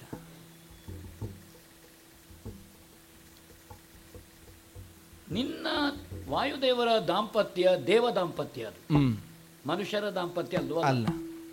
ಸಂಕಲ್ಪ ಮಾತ್ರದಿಂದಲೇ ನಾ ಪ್ರಪಂಚದಲ್ಲಿ ನಿನಗೆ ಸೀಮಂತ ಮಾಡಿದವರು ಇಲ್ಲ, ಹೂ ಮುಡಿಸಿದವರು ಇಲ್ಲ. ಸೀಮಂತ ಅಂತ ಇಲ್ಲಿ, ಹೌದಾ, ಚಿನ್ನದ ಹಾರ ಜಲ್ಲಿ ಬಿಟ್ಟವರು ಇಲ್ಲ. ಆದರೆ ಸದ್ಯೋಜಾತತ್ವ ಹಾಗೆಂತ ಯಾವ ತಾಯಿಯು ಮಗು ಹೊರಗೆ ಬರುವಾಗ ಕೂಗುವುದೇ. ನನಗ ಸನ್ನಿವೇಶವೂ ಇರಲಿಲ್ಲ, ಅಮ್ಮ ಅಂತ ಕರೆದಾಗಲೇ ಗೊತ್ತಾದದ್ದು ಬದಿಗೊಂದುಂಟು ಅಂತ. ತಾಯಿ, ಇದು ನಿನಗೆ ಹೆರಿಗೆಯ ನೋವಿಲ್ಲ, ಹಾಗೆಂತ ಮಾತೃತ್ವ ಅವಿನಾದ್ವೈತ ಅಲ್ವಾ? ಹೆರಿಗೆಯ ನೋವಿಗೆ ಔಷಧ ಉಂಟೋ? ಇಲ್ಲ. ಯಾವ ವೈದ್ಯನಿಗೂ ಕೊಡ್ಲಿಕ್ಕೆ. ನನಗೆ ನೋವು ಬಾರದಾಗೆ ಹೇಳಿದ್ರಂತೆ ಯಾರೊಬ್ಬಳು ತಾಯಿ. ಹಾಗಾದ್ರೆ ನೀನು ತಾಯಿ ಆಗುದಿಲ್ಲ ಹೇಳಿದ್ರಂತವ. ತಾಯಿ ಆಗಬೇಕೋ ನೋವು ಬರಬೇಕು, ಅದಕ್ಕೆ ಔಷಧ ಇಲ್ಲ. ಮಗು ಅಳುವಾಗ ನೋವು ಗುಣ ಆಗ್ತದೆ. ತಾಯಿ ಕೇಳ್ತಾಳೆ, ಮಗುವನ್ನೊಮ್ಮೆ ನೋಡಬೇಕು ಅಂತ. ಮಗುವಿನ ಮುಖ ನೋಡ್ಲಿಕ್ಕೆ ಹೇಳುದು, ನೋವು ಮರಿಲಿಕ್ಕೆ. ಮತ್ತೆ ಹೆಣ್ಣೋ ಗಂಡ ಅಂತ ನೋಡ್ಲಿಕ್ಕಲ್ಲ, ತಾಯಿಗೆ ಮಗು ಯಾವುದಾದ್ರೇನು ಅದು ತಂದೆ ಕೇಳುದು, ಹೆಣ್ಣೋ ಗಂಡ ಅಂತ. ತಂದೆಗೆ ಬೇಕಾಗ್ತದೆ ಅಲ್ಲ, ಮತ್ತೆ ಖರ್ಚಿಗೆ. ಆದರೆ ನಾನು ಸೂರ್ಯಮಂಡಲಕ್ಕೆ ನೆಗೆದವ. ಪೆಟ್ಟು ಬಿತ್ತು, ಒಂದು ವಜ್ರಾಯುಧದ ಪೆಟ್ಟು, ಹೀಗೆ ಬೀಳುವಾಗ ಬಂಡೆ ಕಲ್ಲಿನ ಪೆಟ್ಟು. ಇಲ್ಲದಿದ್ರೆ ಒಂದು ಬದಿ ಮಾತ್ರ ಹೀಗಾಗ್ತಿತ್ತು. ಇಲ್ಲಿ ಬಂಡೆಯ ಪೆಟ್ಟು, ವಜ್ರಾಯುಧದ ಪೆಟ್ಟು ಒಟ್ಟಿಗೆ ಬಂತು. ಆ ಮಟ್ಟಿಗೊಂದು ಅದೃಷ್ಟವಂತ, ನಿನ್ನ ಅನುಗ್ರಹ. ಆದ್ರೆ ನಿನ್ನ ವಾತ್ಸಲ್ಯ ಪ್ರೀತಿಯ ಮುಂದೆ ಎಂಥದ್ದು ಅಲ್ಲ. ಅದೇ ಸೂರ್ಯನಿಂದ ಕಲ್ತೆ, ಅದೇ ಇಂದ್ರನಿಂದ ವಿರೋಧಿಸಿದವರೇ ನನ್ನನ್ನು ಪ್ರೀತಿಸಿದ್ರು. ಬದುಕು ಅದಲ್ವ ತಾಯಿ? ಯಾರು ವಿರೋಧಿಸ್ತಾರೆ ಅವರಿಂದಲೇ ನಾವು ಪ್ರೀತಿಯನ್ನು, ಉಪಚಾರವನ್ನು, ಉಪದೇಶವನ್ನು ಪಡೆಯುವುದಕ್ಕಿಂತ ದೊಡ್ಡದ್ದು ಬದುಕಿನಲ್ಲಿ ಏನಿದೆ? ಹಾಗಾದರೆ ಪ್ರಪಂಚದಲ್ಲಿ ಯಾರನ್ನು ದ್ವೇಷಿಸುವುದಲ್ಲ, ದ್ವೇಷ ಮುಖ್ಯ ಅಲ್ಲ, ಪ್ರಪಂಚವನ್ನು ಪ್ರೀತಿಯಿಂದ ಗೆಲ್ಲಬೇಕು ಅಂತ ಹೇಳಿಕೊಟ್ಟವಳು ನೀನು. ಪ್ರೀತಿಗಿಂತ ಗೆಲ್ಲಬೇಕು. ಪ್ರೀತಿಗಿಂತ ಹರಿತವಾದ ಆಯುಧ ಇನ್ನೊಂದಿಲ್ಲ. ಭೀತಿಯಿಂದ ಗೆಲ್ಲುವುದಲ್ಲ, ಪ್ರೀತಿಯಿಂದ ಗೆಲ್ಲಬೇಕು. ಶಾಪ ಕೊಟ್ಟರು ಈ ಋಷಿ ಮುನಿಗಳು, ಸರಿ ಕಲೀಲಿಲ್ಲ. ಅರ್ಧ ಕಲ್ತು ಹೊರಟರು ಊರಿಡಿ ಪೌರೋಹಿತ್ಯಕ್ಕೆ. ನಾ ಸೂರ್ಯನ ಜೊತೆಗೆ ಇಂದ್ರನ ಜೊತೆಗೆ ಕಲ್ತವ. ನಾ ಹೇಳಿದೆ, ನೀವು ಪಾರ್ಶ್ವಕ್ಕೂ ಆಗ್ಲಿಕ್ಕಿಲ್ಲ. ನಿಮಗೆ ಹಸು ತಿನ್ನುವ ಬೈಹುಲ್ಲು ಯಾವುದು, ಯಜ್ಞಕ್ಕೆ ಹಾಕುವ ದರ್ಬೆ ಹುಲ್ಲು ಯಾವುದು ಅಂತ ನಿಮ್ಗೆ ಗೊತ್ತಿಲ್ಲ. ತಂದು ಕೊಡ್ಲಿಕ್ಕೆ ಒಬ್ಬ ಬೇರೆ ಇರ್ತಾನೆ, ಅವನಿಗೆ ಮೊದಲೇ ಗೊತ್ತಿಲ್ಲ. ಇವರು ನೋಡುವುದು ಇಲ್ಲ, ಹೀಗೆ ಮಾಡೋದು ಹಾಕೋದು, ಹೀಗೆ ಮಾಡೋದು ಹಾಕೋದು. ಅಲ್ಲ, ನೀನೇ ಹೇಳುದು ಚಂದ. ಅದು ನಾನು ನೋಡಿದ್ದನ್ನು ಹೇಳಿದ್ದು. ಸ್ವಾಮಿ ಯಾಕೆ ತಪ್ಪುತ್ತೇವೆ? ಒಬ್ಬ ಹೇಳಿದನಂತೆ, ಅವನಿಗೆ ಮದುವೆಯಾದ ಒಂದು ಪ್ರಸ್ತದ ಮೊದಲು ಹೆಂಡತಿ ಸಾಯುವುದು. ಎಲ್ಲ ಮದುವೆ ಆದ ಕೊನೆಗೊಬ್ಬ ಘನ ವಿದ್ವಾಂಸನ ಹತ್ರ ಹೋದ್ರಂತೆ, ಸ್ವಾಮಿ ನನ್ನ ಹೆಂಡತಿ ಸಾಯ್ತಾ ಇದ್ದಾಳೆ. ಹೌದಾ? ನಾನು ಸಾಯದಂತೆ ಅಲ್ಲ ಮಹಾದೇವಿಯ ಪೂಜೆ ಮಾಡ್ತೇನೆ, ನಾನು ಬರ್ತೇನೆ ಹೇಳಿದಂತೆ. ಸಂಕಲ್ಪ ಮಾಡಿದಂತೆ ಪುರೋಹಿತರು. ಭಾರ್ಯ ಭಕ್ಷತು ಭೈರವಿ, ಭಾರ್ಯ ಭಕ್ಷತು ಭೈರವಿ, ಭಾರ್ಯ ಭಕ್ಷತು ಭೈರವಿ. ಭಕ್ಷತು ಅಂತ ಹೇಳಿದ್ರೆ ಹೆಂಡತಿ ಸಾಯದಿರ್ತಾಳ. ಮತ್ತೆ ಅವಾಗ ಅವ್ರು ಹೇಳಿದ್ರು, ಭಾರ್ಯ ರಕ್ಷತು ಭೈರವಿ ಅಂತ ಆಗಬೇಕು ಪಠ್ಯ. ಅಷ್ಟೊತ್ತಿಗೆ ಅವನಿಗೆ 10 ಮದುವೆಯಾಗಿ ಆಗಿದೆ. ಮತ್ತೆ ಹೇಳಿದಂತೆ, ಗೊತ್ತಾಯ್ತು ಬೇರೆಯವರಿಗೆ ಪಠ್ಯ ಮಾಡಿ ನಾ ಸನ್ಯಾಸ ತಕೊಂಡಾಯ್ತು ಅಂತ. ಆಯ್ತಲ್ಲ, ಹೀಗೆ ಹೇಳಿದ್ದಕ್ಕೆ ಶಪಿಸಿದರು. ಆದರೆ ನಿನ್ನ ಕಾಲಿಗೆ ಬೀಳುವಾಗ ನೀ ಮಾಡಿದ ಅನುಗ್ರಹ ಎಲ್ಲ ಋಣದಿಂದ ಮುಕ್ತನಾಗಬಹುದಮ್ಮ. ತಾಯಿಯ ಋಣದಿಂದ ಮುಕ್ತನಾಗಲಿಕ್ಕೆ ಆಗುವುದಿಲ್ಲ. ಇಲ್ಲ. ಹಾಗಾದ ಕಾರಣ ತಾಯಿಯ ಸೇವೆ ನಿರಂತರ. ಇದು ಒಬ್ಬನಿಗೆ ಆಶ್ರಯ ಕೊಟ್ಟ ಹಾಗೆ ಕಾಣುತ್ತದೆ ನನಗೆ, ಅವನಲ್ಲಿ ಆತಂಕ ಕಾಣುತ್ತದೆ. ನಮ್ಮದು ಅನುಗ್ರಹ ಮಾಡುವ ಮನೆ. ಹಾಗಾದ್ರೆ ಅವ ಯಾರು, ಅವನ ಹೆಸರೇನು, ಈ ಆತಂಕ ಇದ್ರೆ ಯಾರಿಂದ, ಯಾವ ಉದ್ದೇಶದಿಂದ ಬಂದಿದ್ದಾನೆ, ಅಥವಾ ಅವನಿಗಾಗಿಯೇ ನನ್ನನ್ನು ಕರೆದಿಯೋ, ಇತ್ಯಾದಿ ಇತ್ಯಾದಿ ನನಗೆ ಕುತೂಹಲ. ಹಾಗೆ ನೀ ಅಪ್ಪಣೆ ಕೊಟ್ರೆ ನಾನು ನಡೆಸ್ತೇನೆ. ಮಗ ಹೀಗೆ ಬಾ. ಹನುಮಂತ ಸುಕುಮಾರ ಸದ್ಗುಣ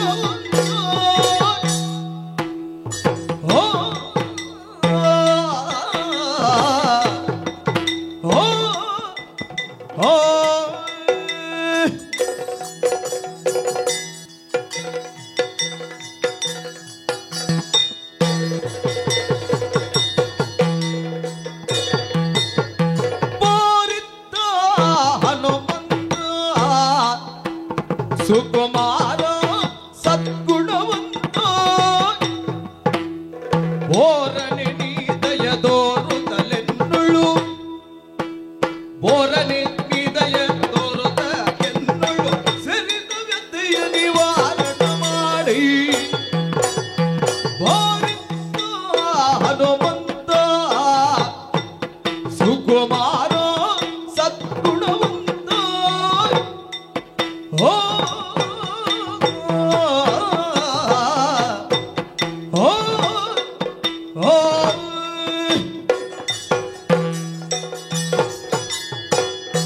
ಹನುಮಂತ, ಅಮ್ಮ ಓಡೋಡಿ ಬಂದೆ ಮಗನೇ. ಮನೋಜವಂ ಮಾರುತ ತುಲ್ಯ ವೇಗಂ ಅಲ್ವೇ? ನಾನು ನೆನಪಿಸಿದ್ರೆ ಆಯ್ತು ಅಮ್ಮನಲ್ಲಿಗೆ ಹೋಗಬೇಕು ಅಂತ. ನೋಡುವಾಗ ನಿನ್ನ ಸನ್ನಿಧಾನದಲ್ಲಿ ಎಲ್ಲಿ ಬರ್ತೀಯೋ ಇಲ್ಲೋ ಅಂತ ಇತ್ತು ನನಗೆ. ನೀ ಕರಿವಾಗ ಮನೆಯೇ ಮೊದಲ ಪಾಠಶಾಲೆ, ಜನನಿ ತಾನೇ ಮೊದಲ ಗುರು ಅಲ್ವೇ? ಮತ್ತೆ ನಾನು ಬರ್ತೇನೆ ಅಂತ ಬಾರದಿರುವುದೇ ಇಲ್ಲ. ಯಾಕಾಡಿದೆ? ರಾಮನನ್ನ ಬಿಟ್ಟು ಬರುವವನಲ್ಲ ಹನುಮಂತ. ನನಗೆ ಮೇಲಾಯ್ತು, ಹೋಗುವಾಗ ತಡ ಆಗ್ತದ ಅಂತ. ಹೊತ್ತಿಗೆ ಬಂದಿದ್ದಿ, ಹಾಗಾಗಿ ತಡ ಆಗ್ಲಿಕ್ಕಿಲ್ಲ. ಬಂದಿದ್ದೇನೆ, ಆದ್ರೆ ಹೊತ್ತಿಗೆ ಆಗಬೇಕಲ್ಲ. ಹೊತ್ತೊತ್ತಿಗೂ ಆಗಬೇಕು. ಹೊತ್ತಿಗೆ ಆಗಬೇಕಾದದ್ದು ಸರಿಯಾಗಿ ಗೊತ್ತಾಯಿತು ಅಂತಾದ್ರೆ ನೀ ಇದ್ದ ಮೇಲೆ ನನಗೆ ಹೆದರಿಕೆ ಇಲ್ಲ. ನೀನಿದ್ದಿ ಅನ್ನುವುದೇ ನನಗೆ ಭರವಸೆ. ಮತ್ತೆ ನೀ ಹೊಣೆ ನನ್ನ ಹೆಗಲಿಗೆ ಆಗ್ತಾ ಇದ್ದಿ. ನಾನು ಅಂತ ಅಲ್ಲ, ಪ್ರಪಂಚದಲ್ಲಿ ಯಾವ ಹೆಣ್ಣೇ ಇರಲಿ ಅವರ ಅಂತರಂಗದಲ್ಲಿ ಹುದುಗಿರುವ ಗುಟ್ಟು ಎಂಥದ್ದು? ಮದುವೆ ಆದಾಗ ಗಂಡನಿದ್ದಾನನ್ನುವ ಧೈರ್ಯ. ಒಂದು ಸಂತಾನ ಆಯಿತು, ಹೆಣ್ಣಾಗ್ಲಿ ಗಂಡಾಗ್ಲಿ, ನಾಳೆಗೆ ಮಕ್ಕಳಿದ್ದಾರೆ ಅನ್ನುವ ಭರವಸೆ, ಧೈರ್ಯ. ಬಾಲ್ಯದಲ್ಲಿ ತಂದೆಯ ಅಧೀನ, ಯೌವನದಲ್ಲಿ ಗಂಡನ ಅಧೀನ, ವೃದ್ಧಾಪ್ಯದಲ್ಲಿ ಮಕ್ಕಳ ಅಧೀನ ಅಲ್ವೇ? ಹೌದು. ಹೆಣ್ಣು ಮಕ್ಕಳು ಸ್ವತಂತ್ರರಲ್ಲ ಅನ್ನುವ ಧ್ವನಿಯಿಂದ ನಾನು ಆಡಿದ್ದಲ್ಲ. ಇದು ಸ್ವತಂತ್ರ ಅಂದ್ರೆ ಸ್ವಾತಂತ್ರ್ಯ ಇಲ್ಲ ಅಂತಲ್ಲ, ಅಂದ್ರೆ ಅವರ ಜೊತೆಗೆ ಅವರಿರುವುದು ಅಂತ. ಹಾಗೆ ಒಬ್ಬಳೇ ಓಡಾಡ್ಲಿಕ್ಕಿಲ್ಲ. ಭರವಸೆಯನ್ನು ಒದಗಿಸುವುದಕ್ಕೆ, ಹೆಗಲಿಗೆ ಹೆಗಲು ಕೊಡುವುದಕ್ಕೆ, ತಾಯಿಯ ಬದುಕಿನಲ್ಲಿ ಅಸಾಧ್ಯವಾದುದನ್ನು ಹತ್ತಿರವಾಗಿಸುವುದಕ್ಕೆ ಮಕ್ಕಳು ಸರ್ವಕಾಲಿಕವಾಗಿ ಒದಗಿ ಬರ್ತಾರೆ ಅನ್ನುವುದಕ್ಕೆ ನನ್ನ ಜೀವನವೇ ಸಾಕ್ಷಿ. ಅಮ್ಮ, ನಾವು ನೋಡಿದ್ದೇವೆ ಚರಿತ್ರೆಯಲ್ಲಿ, ವಿಷ ಕೊಟ್ಟದ್ದು ಕಯಾದು, ಮಗನಿಗೆ ಅಮೃತ ಆದದ್ದು ಅಲ್ವೇ? ಹಾಗಾದ್ರೆ ವಿಷ ಅಮೃತ ಆದದ್ದು ಹೇಗೆ? ತಾಯಿಯ ಕೈಗೆ ಹೋಯ್ತಲ್ಲ. ತಾಯಿ ಅಮೃತಮತಿ. ಹೆಣ್ಣಾದವಳ ಎದೆಯ ರಕ್ತವೇ ಮಕ್ಕಳಿಗೆ ಅಮೃತವಾಗ್ತದೆ ಮಗನೇ. ಅಯ್ಯೋ, ಒಬ್ಬ ಆಲೋಚನೆ ಮಾಡಿದ್ರಂತ, ಇನ್ನು ಯಾಕೆ ನಾವು ಕೆಚ್ಚಲಿಡುದು ನೇತಾಡುದು ಅಂತ ಕತ್ತಿ ತೆಗೆದು ಕಡದ ರಕ್ತ ಬಂತು. ಯಾರೋ ಒಬ್ಬ ಹೇಳಿದ್ರಂತೆ, ಕತ್ತಿ ತೆಗೆದು ಕಡಿದ್ರೆ ರಕ್ತ ಬರ್ತದೆ, ಕರು ಬಿಡಬೇಕು ಅಂತ. ಅದು ಕರು ತಿಂದ್ರೆ ಮನೆ ಬಾವಿಯ ನೀರು ಬೆಳ್ಳಗ ಮಾಡಲಿಕ್ಕೆ ಕಡಿಮೆ ಆಗ್ತದಲ್ಲ, ಹಾಗೆ ಕತ್ತಿ ತೆಗೆದು ಕಡದದ್ದು. ಹಾಗಾದ್ರೆ ರಕ್ತ ಹಾಲಾಗುವುದು ಯಾವಾಗ? ಕರುವಿನ ವಾತ್ಸಲ್ಯವೆಂಬ ತಾಡನದಿಂದ ಅಲ್ವೇ? ತಾಯಿ ಮಕ್ಕಳ ಸಂಬಂಧವೇ ಅಂಥದ್ದು. ಇದು ಪ್ರಪಂಚದಲ್ಲಿ ಯಾವ ಕಾಲಕ್ಕೂ ಶಾಶ್ವತವಾಗಿ ಉಳಿಯಬೇಕನ್ನುವಂತಹ ಧ್ವನಿಯಿಂದಲೇ ಪರಮಾತ್ಮನಾದವನು ಮಗುವಿನ ಹೊಟ್ಟೆಯ ಭಾಗದಲ್ಲಿ, ಮಧ್ಯಭಾಗದಲ್ಲಿ ಹೊಕ್ಕುಳ ಬಳ್ಳಿಯ ಆ ಒಂದು ಅಚ್ಚು, ಅದನ್ನು ಸ್ಪಷ್ಟವಾಗಿ ಬಿಟ್ಟಿರ್ತಾನೆ. ತಾಯಿ ಮಕ್ಕಳ ಸಂಬಂಧ ಅಷ್ಟು ಅನ್ಯೋನ್ಯವಾದದ್ದು. ತಾಯಿಯಾದವಳಿಗೆ ಯಾವ ಸಂಕಟವೇ ಬರಲಿ, ಮನಸ್ಸಿನಲ್ಲಿ ಯಾವ ಉದ್ವೇಗವೇ ಉಂಟಾಗಲಿ, ಮಕ್ಕಳಾದವರು ಮುಖಾವಲೋಕನದಿಂದಲೇ ಅದನ್ನು ಅರ್ಥಬಿಸಿಕೊಳ್ಳುವುದಕ್ಕೆ ಸಾಧ್ಯ ಉಂಟು. ಹೌದಪ್ಪ, ಹೇಳುದು ಕೇಳಿದ್ದೇನೆ. ಮಗು ಅಳುವಾಗ, ತೊಟ್ಟಿಲಿನಲ್ಲಿ ಅಳುವಾಗ ತಾಯಿಗೆ ಗೊತ್ತಾಗ್ತದೆ. ಆಚೆ ಮನೆಯವಳು ಓಡಿ ಬಂದು ಹೇಳಿದ್ರಂತೆ ಹಸಿವೆ ಆಗ್ತದೆ ಅಂತ. ತಾಯಿ ಹೇಳಿದಂತೆ, ಇಲ್ಲ, ನಾನು ಈಗ ಮೊಲೆಯುಡಿಸಿ ಮಲಗಿಸಿದ್ದಷ್ಟೇ, ಹಸಿವೆ ಆಗುದಿಲ್ಲ ಅಂತ ಅವಳು ಹರುಕು ಬಟ್ಟೆ ತಂದ್ಲಂತೆ. ಹರುಕು ಬಟ್ಟೆ ಯಾಕೆ? ಪೃಷ್ಠ ಒದ್ದೆ ಆಗಿದೆ ಅಂತ. ತಾಯಿಗೆ ಅಳುವಿನಲ್ಲಿ ಗೊತ್ತಾಗುದು ಮಗುವಿಗೆ ಹಸಿವೋ ಅಲ್ಲ ಪೃಷ್ಠ ಒದ್ದೆ ಆದದ್ದು ಅಂತ. ಅದಕ್ಕೆ ಆಡಿದ್ದು. ಭಾವೈಕ್ಯತೆ ಅನ್ನೋನವೇ, ಅನ್ಯೋನ್ಯತೆ ಅನ್ನೋನವೇ, ಬದುಕಿನ ಸೌಭಾಗ್ಯ ಅನ್ನುವ ಹಾಗೆ ಸ್ವೀಕರಿಸೋಣವೇ. ಒಟ್ಟಂದದಲ್ಲಿ ನಿನಗೆ ತಾಯಿಯಾಗಿದ್ದೇನೆ ಅನ್ನುವ ಹೆಮ್ಮೆ ನನಗುಂಟು ಮಗನೇ. ಯಾಕೀ ಭೀತಿ, ಯಾಕೀ ಪ್ರೀತಿ, ಯಾಕೀ ರೀತಿ ಅನ್ನುವ ಹಾಗೆ ಬಗೆ ಬಗೆಯಾಗಿ ನನ್ನಲ್ಲಿ ಪ್ರಶ್ನಿಸಿದ. ಹನುಮಂತನಂತಹ ಒಬ್ಬ ರಾಮಭಕ್ತ, ರಾಮಬಂಟ, ಪ್ರಭಂಜನ ಕುಮಾರನನ್ನು ಹೆತ್ತ ತಾಯಿಯ ಮುಖದಲ್ಲಿ ಆತಂಕ ಅಂದ್ರೆ ನನಗೆ ಆತಂಕ. ಯಾವನು ಲೋಕದೇವನನ್ನೇ ಹೆಗಲಿಗೆ ಇರಿಸಿಕೊಂಡನು, ಯಾವನು ಪ್ರಪಂಚದಲ್ಲಿ ಇಲ್ಲಿಯವರೆಗೆ ಅಸಾಧ್ಯವಾದುದನ್ನು ಸಾಧಿಸಿ ತೋರಿಸಿದ್ನು, ಯಾವನು ವಜ್ರಕಾಯನು. ರಾಮ ಲಕ್ಷ್ಮಣರಿಗೆ ನನ್ನ ಹೆಗಲು ರಥ. ಹನುಮ ರಥದಲ್ಲಿ ಸಾಗಿದವರು ರಾಮ ಲಕ್ಷ್ಮಣರು ಅಲ್ವೇ? ಉಳಿದವರು ರಾಮನ ಭಾವಚಿತ್ರ ಇಟ್ಟುಕೊಂಡು ರಾಮರಥ ಅಂತ ಓಡಾಡ್ತಾರೆ. ಮಗ, ಈಗ ನಾನು ರಥ ಏರಿದ್ದೇನೆ, ರಥ ಓಡಿಸುವುದು ಹೇಗಂತ ಗೊತ್ತಾಗುದಿಲ್ಲ. ಹೌದಾ? ರಥ ಏರಿಯಾಗಿದೆ, ರಥ ಮುನ್ನಡೆಸುವುದು ಹೇಗಂತ ಗೊತ್ತಿಲ್ಲ. ಮುನ್ನಡೆಸಬೇಕಿದ್ರೆ ಒಬ್ಬ ಸಹರಥಿ ಬೇಕು ಅಲ್ವೇ? ಹೌದು. ನೀನಲ್ಲದೆ ಅನ್ಯನಲ್ಲ ಅನ್ನುವ ಧೈರ್ಯ ನನಗುಂಟು ಮಗನೇ. ನೀನು ಬೆರಳಿನ ತುದಿಯಲ್ಲಿ ತೋರಿಸಿದ್ದನ್ನು ಶಿರೋಧಾರ್ಯ ಅಂತ ಇಟ್ಟುಕೊಳ್ಳುವವನ ಅಷ್ಟಿದೆ ಸಾಕು. ನೀನು ನಡ್ಕೊಂಡು ಹೋಗಾಗ ಹೆಜ್ಜೆ ಊರಿಕೊಂಡು ಹೋದಾಗೇ ನಾನು ಪಾದದೋಳು ನಮಗೆ ಪ್ರಸಾದ ಅಂತ ತಿಳಿಯುವ ಆಸ್ತಿಕತೆ ನಮ್ಮದು. ಹಾಗೆಂತ ಕಂಡವರು ಶ್ರೀಪಾದರು ಅಂತ ಧೂಳನ್ನು ತಲೆಗಾಕೋದು ಇಲ್ಲ ನಾನು. ಮಾಡಲೂಬಾರದು. ಬದಿಯಲ್ಲಿ ಯಾವನಿದ್ದಾನೆನ್ನುವುದನ್ನು ನೀನು ಗಮನಿಸಿದೆ. ಅವನ ಆಭೂಷಣಾದಿಗಳು, ಅವನ ರೀತಿಯು, ಧರಿಸಿದಂತಹ ವಸನವು, ಹೊತ್ತಿರುವ ಕಿರೀಟವು, ಒಬ್ಬ ರಾಜ ಅನ್ನುವುದು ಸ್ಪಷ್ಟವಾಗಿ ನಿಲುಮೆಯಿಂದಲೇ ಕಾಣಿಸ್ತದೆ. ಯಾವ ರಾಜ ಅಂತ ಗೊತ್ತಿಲ್ಲ. ಯುವರಾಜನೋ, ಮಹಾರಾಜನೋ, ರಾಜಾದಿರಾಜನೋ, ಅಲ್ಲ ಬರೇ ರಾಜನೋ ಅಲ್ಲ. ಈಗ ಸ್ಥಿತಿ ಅವನಿಗೆ ರಾಜೇಂದ್ರನೋ, ಅವಾದ್ರೆ ಹೀಗೆ ಇರುವುದಿಲ್ಲ. ಅವನ ದೇಹ ನೋಡುವಾಗ ಗೊತ್ತಾಗೋದಿಲ್ಲ. ಇಲ್ಲ, ಅದು ಹೌದೌದು. ಅದು ಕಿರೀಟ ಎಡಬದಿಗೆ ಆದ್ರೆ ಕರ್ಣಪತ್ರ ಬಲಬದಿಯಲ್ಲಿ. ದೇಹ ಕಂಪಿಸ್ತದೆ, ತಲೆಯಲ್ಲಿರುವುದು ಕಿರೀಟವೋ ಅಲ್ವೋ ಅವನಿಗೆ ಗೊತ್ತಾಗುವುದಿಲ್ಲ. ತುಂಬಿದ ತೂಣಿರದ ಕಡೆಗೆ ಕೈ ಆಡಿಸ್ತಾನೆ, ಕೈ ಹೋಗುವುದಿಲ್ಲ. ಭೀತ ಮಾನಸನಾಗಿದ್ದಾನೆ, ಕಂಪಿಸುವ ಶರೀರವನ್ನು ಹೊಂದಿದ್ದಾನೆ. ಸಿಂಧೂ ದೇಶದ ನೃಪತಿ. ಹೌದು, ಸಿಂಧೂ ದೇಶಾಧಿಪತಿಯ ಒಂದು ದೇಶಗೆ ಅರಸವ. ಸಿಂಧು ಅಂದ್ರೆ ಅಸೀಮ ಅಂತಲ್ಲ, ಹೆಸರು ಸಿಂಧೂ ದೇಶ. ಒಂದು ವ್ಯಾಪ್ತಿಯ ಸೀಮೆಗೆ ಸಿಂಧುಪುರ. ಸಿಂಧುಪುರ ಸರಿ. ಶಕುಂತ ನಾಮಕ. ಶಕುಂತ. ಓ ಹೋ ಹೋ ಹೋ. ಮಗ, ಓ ನೀನು ಬಂದ ಮೇಲೆ ಅವನ ಭಯ ಇನ್ನೂ ಹೆಚ್ಚಾಯಿತು. ಅಂದ್ರೆ ನನ್ನಲ್ಲಿ ವಿಶ್ವಾಸ ಕಡಿಮೆ ಆಯ್ತು ಅವನಿಗೆ. ಹಾಗಲ್ಲ, ನಿನ್ನ ವ್ಯಕ್ತಿತ್ವದಲ್ಲಿ ವಿಶ್ವಾಸ ಹೆಚ್ಚಾದ ಕಾರಣ ಭೀತಿ ಹೆಚ್ಚಾದದ್ದು. ಹಾಗೆ ಅದು ಹನುಮಂತ ಏನನ್ನುವ ನಿಲುವೆ ಸ್ಪಷ್ಟವಾಗಿ ಹೊಂದಿರುವ ಕಾರಣ ಇಷ್ಟು ಭಯಗೊಂಡದ್ದವ. ಹಾಗಾದ್ರೆ ಆ ಹೆದರಿಕೆ ಅಲ್ಲ, ಅದು ಗೌರವ. ಗೌರವ. ಒಂದು ವ್ಯಕ್ತಿತ್ವದ ಮುಂದೆ ನಾವು ಬಾಗುತ್ತೇವೆ ಅಂದ್ರೆ ಅರ್ಥ ಏನು? ಆ ಬಂದವರು ಭಯೋತ್ಪಾದಕರು, ಅದರ ಮುಖ್ಯಸ್ಥರು ಅಂತ ಅರ್ಥವಲ್ಲ. ಆ ವ್ಯಕ್ತಿತ್ವದ ಹಿಂದೆ ಇರುವಂತಹ ಅವರ ಸಾಧನೆಗಳು ಅಲ್ವಾ. ಅವನಿಗೆ ಗೊತ್ತಿದೆ, ನೀನು ಮನಸ್ಸು ಮಾಡಿದ್ರೆ ಏನಕ್ಕೇನು ಮಾಡ್ತೀನಿ ಅಂತಲೂ ಗೊತ್ತುಂಟು ಅವನಿಗೆ.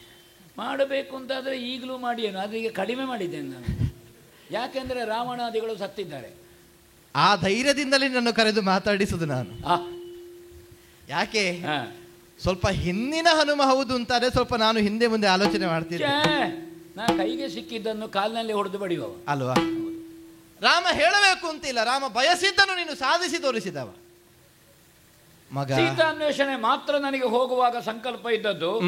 ಅಲ್ಲಿ ವನಭಂಗ ಮಾಡಿ ಲಂಕೆಯನ್ನು ಸುಟ್ಟು 10,000 ಹೌದಾ ಕೊಂದು ಬಂದಿದ್ದೇನೆ ಅಲ್ವಾ. ರಾವಣನಿಗೆ ಮೊದಲ ಪುತ್ರ ಶೋಕವನ್ನು ಕೊಟ್ಟವ ನಾನು.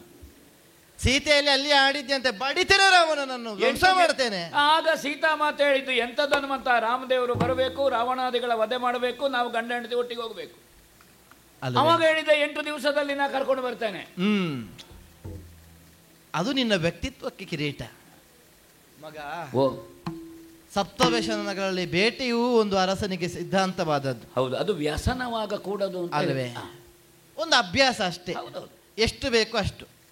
ಕೆಲವರಿಗೊಂದು ಪೇಯ ಆಗಾಗ್ಗೆ ಬೇಕು ಅಂತ ಅನ್ನಿಸ್ತದೆ. ಮಿತಿಯೊಳಗೆ ಉಳಿಯಿತು ಅಂತಾದ್ರೆ ಅದು ದುರಾಭ್ಯಾಸ ಆಗುವುದಿಲ್ಲ. ಅದಕ್ಕೆ ಬೇಕಾಗಿ ಅದನ್ನು ನಾನು ಆವಾಗ ಸ್ವಲ್ಪ ಸ್ವಲ್ಪ ಅದಕ್ಕೆ ಆಡಿದ್ದು ನಾನು. ಯಾವ ಅಭ್ಯಾಸವೇ ಇರಲಿ, ಅದು ಮಿತಿಯೊಳಗೆ ಉಳಿಯಿತು ಅಂತಾದ್ರೆ ಅದು ದುರಾಭ್ಯಾಸ ಆಗಲಿಕ್ಕೆ. ಅನ್ವೇಷಣೆಯ ಸಂಭ್ರಮದಲ್ಲಿ ಬರುವಾಗ ಮಧುವನಕ್ಕೆ ಹೋಗಿ ನಮ್ಮ ಕಪಿಗಳು ಮಾಡಿದ ಅವಾಂತರ ನೋಡಿದ್ರೆ ನನಗೆ ಅದು ನೋಡಿಯೇ ಆಗಿದೆ, ಜನ್ಮದಲ್ಲಿ ಅದು ಬೇಡ ಅಂತ ನಾನು ಅದ್ರ ಹತ್ರ ಹೋಗಿಲ್ಲ. ಅದು ಒಳ್ಳೇದು. ಸೀತಾನ್ವೇಷಣೆ ಮಾಡಿ ಬಂದ ಸಂಭ್ರಮದಲ್ಲಿ ಯಾವ ಮಂಗಗಳಿಗೂ ರಾಮದೇವರಿಗೆ ಮುಖ ತೋರಿಸಲಿಕ್ಕೆ ಆಗಲಿಲ್ಲ. ಹೌದೌದು, ಎಲ್ಲ ಹೀಗಾಗಿದ್ದಾರೆ. ನೀನು ಮಾತ್ರ ಆಗಿರ್ಲಿಲ್ಲ. ಅಲ್ಲ, ನಾ ಮಧುವನಕ್ಕೆ ಹೋಗುವಾಗಲೇ ದಾರಿಯಲ್ಲಿ ಹೀಗೆ ನಿಂತಿದ್ದೇನೆ. ಲೆಕ್ಕ ಹಾಕಿದೆ ಯಾರು ಎಷ್ಟೆಷ್ಟು ತೆಕೊಳ್ತಾರೆ ಅಂತ. ಅದು ಸಿಯಾಳದಾಗಿತ್ತು ಮರದಲ್ಲಿ. ಹೇಳಿ ಪ್ರಯೋಜನ ಇಲ್ಲ, ಹೋಗಿ ಇಲ್ಲಿ ಏನೋ ಒಂದು ಆಗಿದೆ ಹೋಗಿದೆ. ಬೇರೆಲ್ಲ ತೆಕ್ಕೊಂಡ್ರೆ ಸಾಕು ಅಂತ ಆಗೋದು, ಅದು ತೆಕ್ಕೊಂಡ್ರೆ ಅದುವೇ ಮತ್ತೆ ನಮ್ಮನ್ನು ತೆಕ್ಕೊಳ್ಳೋದು, ಮತ್ತೆ ಕಡೆಗೆ ಏನೂ ಇಲ್ಲ ಅಂತ ಆಗೋದು. ಮಗ, ಓ ಈ ಅರಸನು ಅದಕ್ಕಿಂತ ಹೊರತಾಗಿ ಉಳಿಲಿಲ್ಲ. ಹೌದಾ? ತನಗಿಂತಲೂ ತನ್ನನ್ನು ನಂಬಿದವರಿಗೆ ಬೇಕು ಅನ್ನುವ ಧ್ವನಿಯಿಂದ ಅಂದರೆ ಬೇಟೆಯಾಡುವುದಕ್ಕಾಗಿ ಕಾಡನ್ನು ಸೇರಿದ.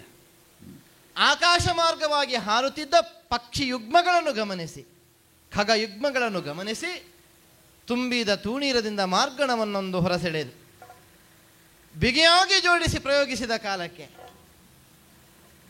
ಪಕ್ಷಿಯೊಂದಕ್ಕೆ ಅದು ತಾಗಿದು. ಮಗನೇ,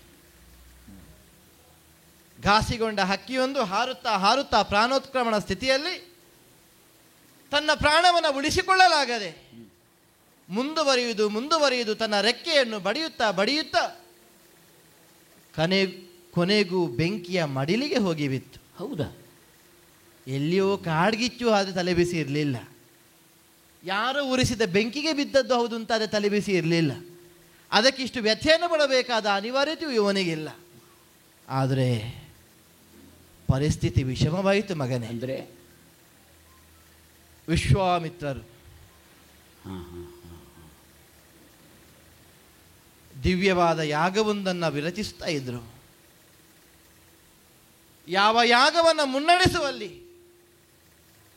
ದೀಕ್ಷಾಬದ್ಧರಾಗಿ ಅದಕ್ಕೆ ತನ್ನನ್ನು ತಾನು ಸರ್ವಸಮರ್ಪಣಾ ಭಾವದಿಂದ ತೊಡಗಿಸಿಕೊಂಡಿದ್ದರು. ಆ ಯಾಗಕುಂಡಕ್ಕೇ ಹಾಕಿ ಹೋಗಿ ಬಿತ್ತು ಮಗನೇ. ಶಕುಂತ ಬೇಟೆಯಾಡುವಾಗ ಹೊಡೆದಂತಹ ಹಕ್ಕಿ ವಿಶ್ವಾಮಿತ್ರರ ಯಾಗಕುಂಡಕ್ಕೆ ಬಿತ್ತು. ಅದರಲ್ಲಿ ಸುಟ್ಟು ಹೋಯಿತು. ಸುಟ್ಟು ಹೋಯಿತು. ಅದಕ್ಕೆ ಇವ ತಲೆ ಬಿಸಿ ಮಾಡುದಂತಾದ್ರೆ ಕಾರಣ ಉಂಟು. ಸುಟ್ಟು ಹೋದಲ್ಲಿಗೆ ಮುಗಿಲಿಲ್ಲ. ಹೋಗಿ ವಿಶ್ವಾಮಿತ್ರರ ಕಾಲಿಗೆ ಬೀಳುವುದು ತಪ್ಪಾಯಿತು ಗುರುಗಳೇ. ಹೌದಾ? ಅದಕ್ಕೆ ಅವರು ಬಿಡುವುಗೊಡ್ಲಿಲ್ಲ. ಹೋಗಿ ಕಾಲಿಗೆ ಬಿದ್ದು ಕ್ಷಮೆ ಕೇಳುವಷ್ಟು ಧೈರ್ಯವನಿಗೆ ಸಾಕಾಗಲಿಲ್ಲ. ಯಾಕೆ? ಕ್ರೋಧವಶರಾದಂತಹ ವಿಶ್ವಾಮಿತ್ರರು ಭಾಷಾ ವಾಕ್ಯಗಳನ್ನೇ ಆಡಿಬಿಟ್ಟರು. ಯಾವ ಹೊತ್ತಿಗೆ ಹಕ್ಕಿಯೊಂದು ಯಾಗಕುಂಡಕ್ಕೆ ಹೋಗಿ ಬಿತ್ತು, ಆ ಹೊತ್ತನ್ನು ಸೇರಿ ಅಂದರೆ ಇಂದಿಗೆ 8ನೇ ದಿನದೊಳಗೆ ರಘುನಂದನನ ಶರಮುಖದಿ ಈ ಕೃತ್ಯಕ್ಕೆ ಕಾರಣೀಕರ್ತ ಸ್ಥಾನದಲ್ಲಿ ಯಾವನಿದ್ದಾನು ಅವನನ್ನು ಕೊಲ್ಲಿಸುತ್ತೇನೆ ಅನ್ನುವ ಹಾಗೆ ಭಾಷಾವಾಕ್ಯವನ್ನು ಆಡಿದರು. ಕೊಲ್ಲಿಸುತ್ತೇನೆ ಹೇಳಿದ್ರ? ಹೌದು ಮಗ. ಅವರಿಗೆ ಕೊಲ್ಲಬಹುದಿತ್ತು, ಸುಮ್ಮನೆ ಪ್ರಸಂಗ ಉದ್ದ ಮಾಡಿದ್ರು. ಅಲ್ಲಿಂದಲೇ ತೆಗೆದೊಂದು ದರ್ಬೆ ನೋಡಿ ಅವರು ಹಾಗೆ ಹೇಳಲಿಲ್ಲ. ದರ್ಬೆಗೆ ಕೈ ಹೋಗಲಿಲ್ಲ. ಪ್ರಾಯಶಃ ನೀನು ಹಾಗೆ ಹೇಳಿದ ಹಾಗೆ ತೆಗೆದುಕೊಡ್ಲಿಕ್ಕೆ ಜನ ಇಲ್ಲ ಪಾರ್ಶ್ವದಲ್ಲಿ. ವಿಶ್ವಾಮಿತ್ರರ ಜೊತೆಗೆ ಯಾರು ನಿಲ್ಲುವುದಿಲ್ಲ ಹಿಮ್ಮೇಳಕ್ಕೆ. ಅದಕ್ಕೆ ಹೇಳಿದೆ ನಾನು, ಯಾಕೆ ನಿಲ್ಲುವುದಕ್ಕೆ ಧೈರ್ಯ ಸಾಕಾಗುವುದಿಲ್ಲ. ಆದ್ದರಿಂದಲೇ ಆ ವ್ಯವಸ್ಥೆಗೆ ಹೋಗದೆ ಹೀಗೊಂದು ಮಾತಿನ ಮೂಲಕವಾಗಿ ತನ್ನ ಶಿಷ್ಯನಾದ ರಾಮಚಂದ್ರಮಣನಿಂದ ಸಾಧಿಸ್ತೇನೆ. ಅಶರೀರವಾಣಿಯ ಮೂಲಕವಾಗಿ ಈ ಸಂಗತಿ ಅವನಿಗೆ ವೇದ್ಯವಾಯಿತು. ಇವನಿಗೆ ಗೊತ್ತಾಯಿತು ಶಕುಂತನಿಗೆ. ಇಷ್ಟು ಆಡಿಬಿಟ್ಟರು ಅವರು ಸಾಧಿಸ್ತಾರೆ. ಯಾಕೆ? ವಸಿಷ್ಠರ ಬಾಯಿಯಲ್ಲಿ ತಾನು ಬ್ರಹ್ಮ ಋಷಿ ಇದ್ದೇನೆನ್ನುವ ಹಾಗೆ ಕರೆಯಿಸಿಕೊಂಡವರು, ಆಡಿಸಿಕೊಂಡವರು, ಕಠಿಣವಾದ ಸಾಧನೆಯಿಂದ ಸಾಧ್ಯವಾಗಿಸಿದವರು. ವಿಶ್ವಾಮಿತ್ರರ ಸಾಧನೆ ದೊಡ್ಡದೆ ಅಲ್ವೇ? ಧೈರ್ಯ ಸಾಕಾಗಲಿಲ್ಲ. ಎಲ್ಲಿ ಹೋಗುವುದು, ಯಾರಲ್ಲಿ ಬೇಡುವುದು? ಕಡೆಗೆ ಇಲ್ಲಿಗೆ ಬಂದ. ಬರುವಾಗ ಈ ವೃತ್ತಾಂತವನ್ನೆಲ್ಲ ನನ್ನಲ್ಲಿ ಮರೆಸಿದ. ಈಗ ಒಂದು ಸಮಸ್ಯೆ ಆಯಿತು ನನಗೆ. ವಿಶ್ವಾಮಿತ್ರರು ರಾಮನ ಕೈಯಿಂದ ಕೊಲ್ಲಿಸ್ತೇನೆ. ವಿಶ್ವಾಮಿತ್ರರು ರಾಮದೇವರಿಗೆ ಗುರುಗಳು. ನಾವಂತೂ ರಾಮದೇವರನ್ನು ನಿತ್ಯಾನುಷ್ಠಾನ ಮಾಡುವವರು. ಶಕುಂತ ಯಾವ ಧೈರ್ಯದಲ್ಲಿ ಇಲ್ಲಿಗೆ ಬಂದದ್ದು? ವಿಷಯ ಅಲ್ಲುಂಟು. ಬರುವಾಗ ರಾಮ ಅವನಿಗೆ ಕೇಳಲಿಲ್ಲ ನೀ ರಾಮನಾಮ ಹೇಳುವುದು? ಕೇಳಿ ಬಂದದವ. ರಾಮದೇವರ ಭಜಕರ ಮನೆಗೆ ರಾಮ ವಿರೋಧ ಕಟ್ಟಿಕೊಂಡು ಶಕುಂತ ಬಂದ್ರೆ ಮೋಸ ಮಾಡಿದ ಮಗ. ಯಾರು? ತನ್ನ ಪ್ರಾಣವನ್ನು ಉಳಿಸಿಕೊಳ್ಳುವುದಕ್ಕೆ ಬೇಕಾಗಿ ಸತ್ಯವನ್ನು ಪ್ರಥಮದಲ್ಲಿ ಅರುಹದೆ ಜೀವದಾನವನ್ನು ಬೇಡುವ ಮೂಲಕವಾಗಿ ನನ್ನ ಹರಣವನ್ನು ನೀನು ಕಾಯುತ್ತಿ ಅನ್ನುವ ಹಾಗೆ ಭರವಸೆ ಕೊಟ್ಟರೆ ನನಗೊಂದು ಉಪಕಾರವಾದಿತು ಅನ್ನುವ ಹಾಗೆ ತುಂಬಿದ ಕಣ್ಣುಗಳಿಂದ ಆಡಿದ. ಪ್ರಾಣದಾನವನ್ನು ಬೇಡಿದ ಅಲ್ವೇ? ಈ ಶಕುಂತನನ್ನು ತಯಾರು ಮಾಡಿದವರು ಯಾರು ಅಂತ ಇಲ್ಲಿಗೆ ಬರಲಿಕ್ಕೆ? ಒಬ್ಬ ರಾಮ ಭಕ್ತ ಹನುಮಂತನ ತಾಯಿಯ ಮನೆಗೆ ಒಬ್ಬ ಕ್ಷತ್ರಿಯ ರಾಮ ವಿರೋಧ ಕಟ್ಟಿಕೊಂಡು ಬರ್ತಾನೆ ಅಂದರೆ ಯಾರವ ಅಂತ ಗೊತ್ತಿಲ್ಲ ಹಿಮ್ಮೇಳದಲ್ಲಿ. ಮಗ ಬಂದ ಶಕುಂತ ದೀನನಾಗಿ ಪ್ರಾಣದಾನವನ್ನು ಬೇಡಿದ. ಯಾರು ಏನು ಯಾಕೆ ಬಂದಿರುವನು ಅಷ್ಟು ಪ್ರಶ್ನಿಸುವಷ್ಟು ನನಗೆ ಸಮಯಾವಕಾಶವನ್ನು ಕೊಡಲಿಲ್ಲ. ನೀ ಕೇಳುವವಳೆ ಅಲ್ಲ. ಯಾಕೆ? ತಾಯಿ ನಾನು. ತಾಯಿ ಹೌದಾ ಹೆಣ್ಣ ಹೌದಾ ಬಂದವನನ್ನು ಯಾರು ಅಂತ ವಿಮರ್ಶಿಸುವುದೇ ಇಲ್ಲ ಅಲ್ವೇ? ಅದು ಮಾತೃತ್ವ. ಆಡಿದೆ. ಅಯ್ಯೋ ಸನ್ಯಾಸಿ ವೇಷ ಮಾಡಿಕೊಂಡು ಬಂದ ರಾವಣನನ್ನು ಸೀತಾಮಾತೆಗೆ ಗೊತ್ತಾಗಿದ? ಆಗ್ಲಿಲ್ಲ. ಅವ ಭೂಮಿಯನ್ನು ಕತ್ತರಿಸಿ ಎತ್ತಿಕೊಂಡು ಹೋಗ್ತಾನೆ ಅಂತ ಆ ತಾಯಿಗೆ ಗೊತ್ತಾಯ್ತಾ? ಅದು ಮುಗ್ಧತೆ ಅಲ್ವೇ? ಮಾತೃತ್ವ ಎನ್ನುವುದೇ ವಾತ್ಸಲ್ಯ ಅಥವಾ ವಾತ್ಸಲ್ಯದ ಸ್ವರೂಪವೇ ಮಾತೃತ್ವ. ನೀ ಬಿಡು. ಹನುಮಂತನ ತಾಯಿಯಲ್ವೋ ರಾಮ ಭಕ್ತೆ ಅಲ್ವೋ? ನೀ ಆಶ್ರಯ ಕೊಡುವವಳೆ ನಿರಾಶ್ರಿತರಿಗೆ. ಮಗ ಆಡಿದ ಇಷ್ಟೂ ಹಿನ್ನೆಲೆಯನ್ನು ನನ್ನಿಂದ ಮರೆಗೊಳಿಸಿ ಒಬ್ಬ ದೀನನಾಗಿ ಕಾಣಿಸಿಕೊಂಡ ಈ ಅರಸನ ಕಡೆಗೆ ಕರುಣೆಯ ಹೃದಯವನ್ನು ಇರಿಸಿ ಉದ್ವೇಗ ವಶಳಾಗಿ ಹರಿಹರ ರಡ್ಡಗಟ್ಟಿದರು ಚೊಚ್ಚಲಾತ್ಮಜ ಹನುಮನ ಮೇಲಾಣೆ ನನ್ನ ಮಗನ ನಿನ್ನ ಪ್ರಾಣವನ್ನು ನಾನು ಉಳಿಸ್ತೇನೆ ಅನ್ನುವ ಹಾಗೆ ನಾನು ಮಾತು ಕೊಟ್ಟೆ ಮಗನೇ. ನೀ ಯಾಕೆ ಕೊಟ್ಟಿ ಅಂತ ಕೇಳಲಿಕ್ಕೆ ನಾನಲ್ಲ, ನೀನು ತಾಯಿ. ಹನುಮನ ಮೇಲಾಣೆ. ಈಗ ಅವನ ಪ್ರಾಣಕ್ಕೆ ಹನುಮಂತನ ಮೌಲ್ಯ ಬಂತು. ಕಕ್ಕಡಿಯಲ್ಲಿ ಇಟ್ಟರೆ ಒಂದು ಕಡೆಯಲ್ಲಿ ವಿಶ್ವಾಮಿತ್ರರ ಆಗ್ರಹಕ್ಕೆ ಒಳಗಾದಂತಹ ಶಕುಂತ, ಇನ್ನೊಂದು ಕಡೆಯಲ್ಲಿ ರಾಮಾನುಗ್ರಹಕ್ಕೆ ಒಳಗಾದಂತಹ ಹನುಮಂತ. ಎಲ್ಲ ಹೇಳಿದನ ಮತ್ತೆ ಅಷ್ಟನ್ನು ಹೇಳಿದ. ಕತೆ ಹೇಳಿದ, ಎಲ್ಲವನ್ನು ಬಿಡಿಸಿ ಹೇಳಿದ.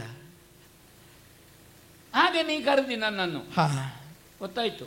ಈಗ ಅವನನ್ನು ಎತ್ತಿಕೊಂಡು ಹೋಗಿ ನಾನು ಅಯೋಧ್ಯೆಗೆ ಕೊಂಡೋಗ್ಲಿಕ್ಕೆ. ಹಾಗಲ್ಲ ಮಗನೇ, ಒಂದು ಉಪಕಾರ ಮಾಡಬೇಕು ನೀನು ಮಗ.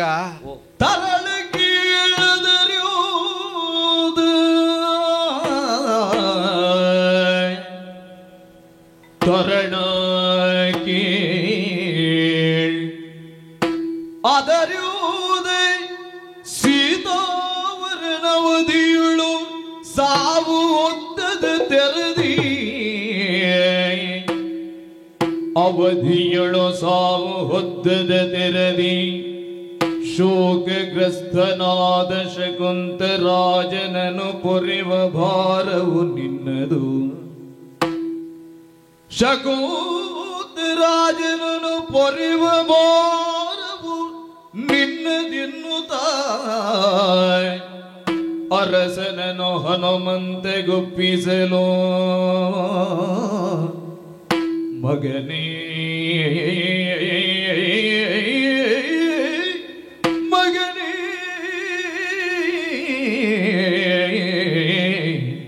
ಹನುಮಂತ. ಆಂಜನೇಯ. ಅಮ್ಮ ಮಗನೇ, ತಾಯಿ ಆಡಿದ ಮಾತನ್ನು ನೀನು ನಡೆಸಿಕೊಡಬೇಕು ಮಗನೇ. ಹೇಗೆ? ಮಾತು ಆಡಿದ್ರೆ ಹೋಯಿತು, ಮುತ್ತು ಬಿಡಿದ್ರೆ ಹೋಯಿತು. ಹೌದು. ಪ್ರಾಣಕ್ಕೆ ನಾನು ಹೊಣೆ, ನನ್ನ ಮಗನ ಮೇಲಾಣೆ. ಹೀಗೆ ಭಾವೋದ್ವೇಷದಿಂದ ನಾನಾಡಿದ ಮಾತನ್ನು ನೀನು ಉಳಿಸಿಕೊಡಬೇಕು. ಯಾವ ಮರಣ ಭೀತಿಯಲ್ಲಿ ಈತನಿದ್ದಾನೆಯೋ, ಯಾವ ಪ್ರಭು ಶ್ರೀರಾಮಚಂದ್ರಮಣದಿಂದ ಇನ್ನೇನು ಮರಣ ಸನ್ನಿಹಿತವಾಗಬಹುದು ಅನ್ನುವ ಹಾಗೆ ತನ್ನೊಳಗೆ ವಿಲಪಿಸುತ್ತಿದ್ದಾನೆಯೋ, ಅವನಿಗೆ ಮರಣ ಹೊದ್ದದ ಹಾಗೆ ನೀನು ಕಾಯಬೇಕು ಮಗನೇ. ನಮ್ಮ ಆರಾಧ್ಯ ಮೂರ್ತಿ ಲೋಕದೇವ ಶ್ರೀರಾಮಚಂದ್ರಮನಿಂದ ಇವನ ಬದುಕಿನ ಕಂಟಕ ನಿವಾರಿಸಲ್ಪಡಬೇಕು. ಆ ಮೂಲಕವಾಗಿ ರಾಮನಿಗೆ ಅಪಕಾರ ಅಥವಾ ಅಪವಾದವು ಬಾರದ ಹಾಗೆ ನೀನು ಜಾಣ್ಮೆಯಿಂದ ವ್ಯವಹರಿಸಬೇಕು ಮಗನೇ. ತಾಯಿಯ ಮಾತನ್ನು ನಡೆಸಿಕೊಡಬೇಕು ಕುಮಾರ. ಅಮ್ಮ, ನಿನ್ನ ಹೊಣೆಯನ್ನು ನನ್ನ ಹೆಗಲಿಗೆ ಹಾಕಿದೆ, ನನ್ನ ಬಗಲಿಗೆ ಹಾಕಿದೆ. ನನಗದು ಭಾರ ಅಲ್ಲ, ಹಾಗೆಂತದರ ಮೌಲ್ಯ ಕಡಿಮೆ ಅಲ್ಲ. ಭಾರ ಉಳ್ಳದ್ದೆಲ್ಲವೂ ಮೌಲ್ಯ ಉಳ್ಳದ್ದಲ್ಲ, ಆದರೆ ಮೌಲ್ಯ ಉಳ್ಳದ್ದಕ್ಕೆ ಭಾರ ಇದೆ. ಶಕುಂತನ ಜೀವ ಎಲ್ಲರ ಜೀವನಕ್ಕೆ ಕಾರಣನಾದ ಮುಖ್ಯ ಪ್ರಾಣನ ಮಗನಾದಂತಹ ನನ್ನ ಹೆಗಲಿಗೆ ಹಾಕಿದೆ ಈಗ ಅವನ ಪ್ರಾಣವನ್ನು. ನೀ ಹೇಳಿದ್ದು ಮಗ ಹನುಮಂತನಾಣೆ, ಹಾಗಾದ್ರೆ ಅದರ ಮೌಲ್ಯ ಎಷ್ಟು?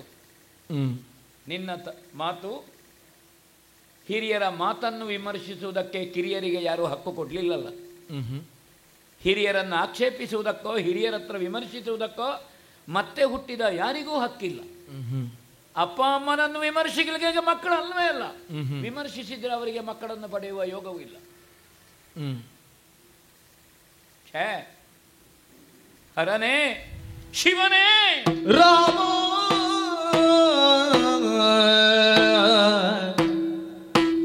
ಶ್ರೀರಾಮನ ಚರಣವನು ನೆನೆದು ಮರುಗಿದನು.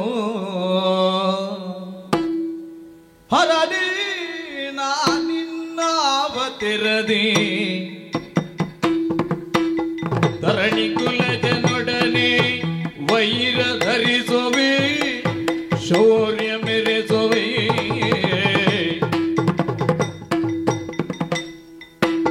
ಕೊಲುವ ಕೊಲಿಸಿಕೊಳ್ಳುವ ಕರ್ತು ಜಲದಿ ಜಯನಲ್ಲ ದುಡ್ಡೆ, ನರರುಳು ಸುರಾಸುರರುಳು ನೇಮದಿಂದ ನಿತ್ಯ ನೆನೆವ ರಾಮಚಂದ್ರ ನಡಿಯ ನಿಂತು ನೋಡಲಿ, ಏನ ಮಾಡಲಿ.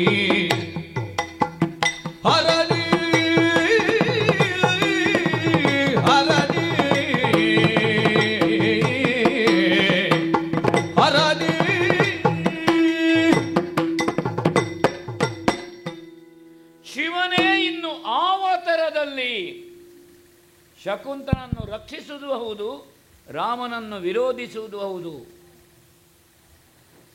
ತಾಯಿ, ಶಕುಂತನನ್ನು ರಕ್ಷಿಸುವುದಿಲ್ಲ ನಾ ಹೇಳ ಕೂಡುದು. ಮಾತು ಕಲಿಸಿದವಳೇ ಮಾತೆ ಅಲ್ವೇ? ನೀನು ಶಕುಂತನಿಗೆ ಕೊಟ್ಟ ಅಭಯ ಏನು?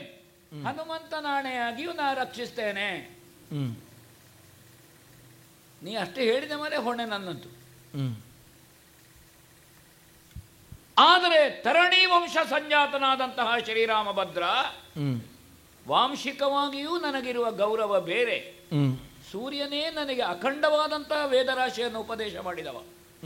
ಅದೇ ಮನೆತನದಲ್ಲಿ ಅವತಾರಿಯಾದಂತಹ ಅತಿ ಮಾನುಷ ಶಕ್ತಿಯ ಮಾನುಷ ಸ್ವರೂಪಿ ರಾಮ, ವೇದ ಪುರುಷ. ಹೇಗೆ ವಿರೋಧಿಸಬೇಕು ನಾನು? ಅಥವಾ ವಿರೋಧಿಸಿದಿದ್ರು ಆವತರದಲ್ಲಿ ರಾಮ ವಿರೋಧ ಹೇಗೆ?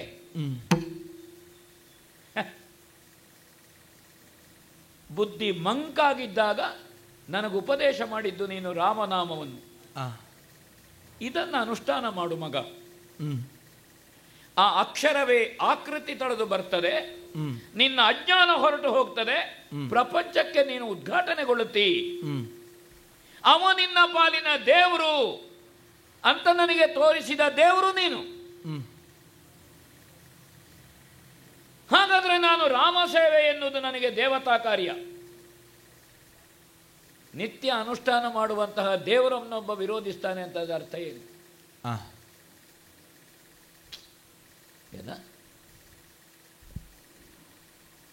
ಏನು ಮಾಡಬೇಕು? ಯಾವ ತೆರದಲ್ಲಿ ವಿರೋಧಿಸಬೇಕು? ಆವ ತೆರದಲ್ಲಿ ಶಿವಾಂಶದಿಂದಲೇ ಪ್ರಪಂಚದ ಬೆಳಕನ್ನು ಕಂಡ ನನಗೆ ಶಿವದೇವರ ಹತ್ರ ಪ್ರಶ್ನಿಸಿದ್ರು ಆ ದೇವರು ಉತ್ತರ ಹೇಳಲಿಕ್ಕಿಲ್ಲ. ಸೋಮಶೇಖರ ತನ್ನ ಭಾಮೆಗೆ ಪೇಳಿದ ರಾಮ ಮಂತ್ರವ ಜಪಿಸೋ. ಆ ಪಾರ್ವತಿ ದೇವಿಗೆ ಈಶ್ವರ ದೇವರು ಹೇಳಿದ್ದು ಓಂ ನಮ ಶಿವಾಯ ಹೇಳು ಅಂತಲ್ಲ, ರಾಮ ಹೇಳು. ಅದು ವೇದಾಂತಿಗಳಿಗೂ ಹೌದು, ಅದು ಯಾವುದೋ ಕುಗ್ರಾಮದಲ್ಲಿರುವಂತಹ ಒಬ್ಬ, ಹೌದು ಸಾಮಾನ್ಯವಾದಂತಹ ಒಬ್ಬ ಶ್ರೀ ಸಾಮಾನ್ಯನಿಗೂ ಹೌದು, ಜನಸಾಮಾನ್ಯನಿಗೂ ಹೌದು. ಅದು ರಾಮ ಮಂತ್ರ ಪಾಮರನಿಗೂ ಹೌದು. ಎರಡು ಮರದ ಮಧ್ಯೆ ಕೂತವ ಮರ ಮರ ಅಂತ ಹೇಳಿಯೇ ರಾಮ ಆಗ್ಲಿಲ್ವ ಪರ್ಯಾಯವಾಗಿ? ಅಲ್ವೇ? ವಿರೋಧಿಸಬಹುದು, ಕೂಡುದು ಕೂಡದು. ವಿರೋಧಿಸದೇ ಇರುವುದ ಮಾತು ಕಲಿಸಿದ ಮಾತೆ.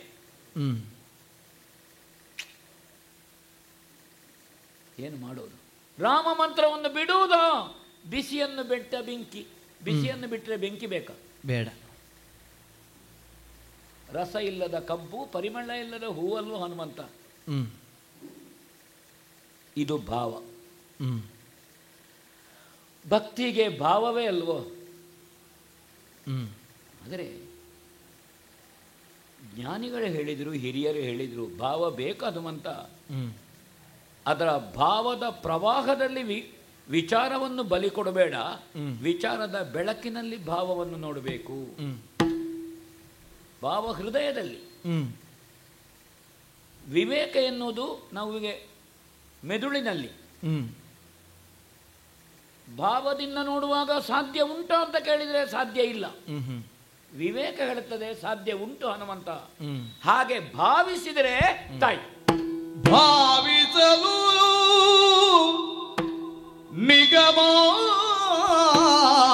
ನಿಗಮಾಗಮಂಗಳೊಳ್ ಭಾವಿಸಲು ನಿಗಮಾಗಮಂಗಳೊಳ್ ಬ್ರಹ್ಮಾದಿ ದೇವರ್ಯೋ ಮಾತ್ರವೇ ಪರದೈವವ್ಯೌದೆನುತ ಕೋವಿದರ ಮತವಿಹುದು. ಯಾರ ಮತ? ಬ್ರಹ್ಮಾದಿ ದೇವರ್ಯೋ ಮಾತ್ರವೇ ಪರದೈವವ್ಯೌದೆನುತ ಕೋವಿದರ ಮತವಿಹುದು. ದೈವ ದ್ರೋಗ ಕಟ್ಟಿ ಮಾತೃ ವಚನ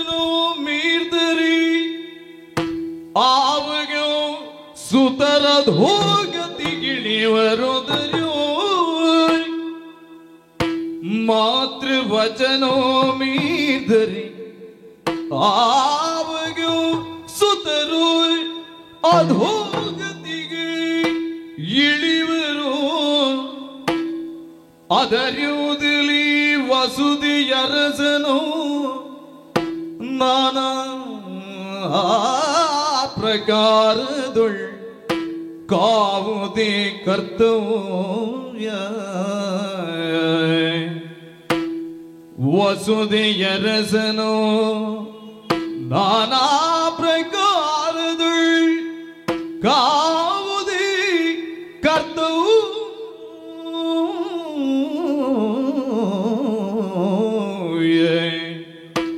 ಕರ್ತವ್ಯವ್ಯೋದು ನಿರ್ಧರಿಸಿಕೊಂಡವುವಿಯೊಡ ನಿಂತೆಂದನು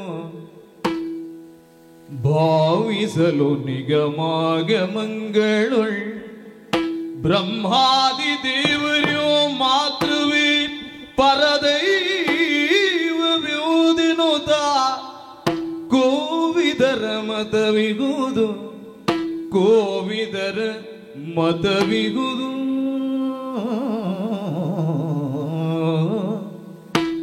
ರಾಮ ರಾಮ ರಾಮ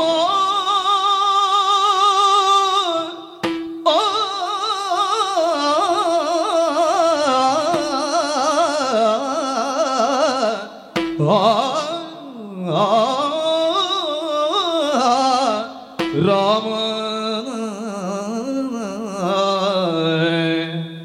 ರಾಮ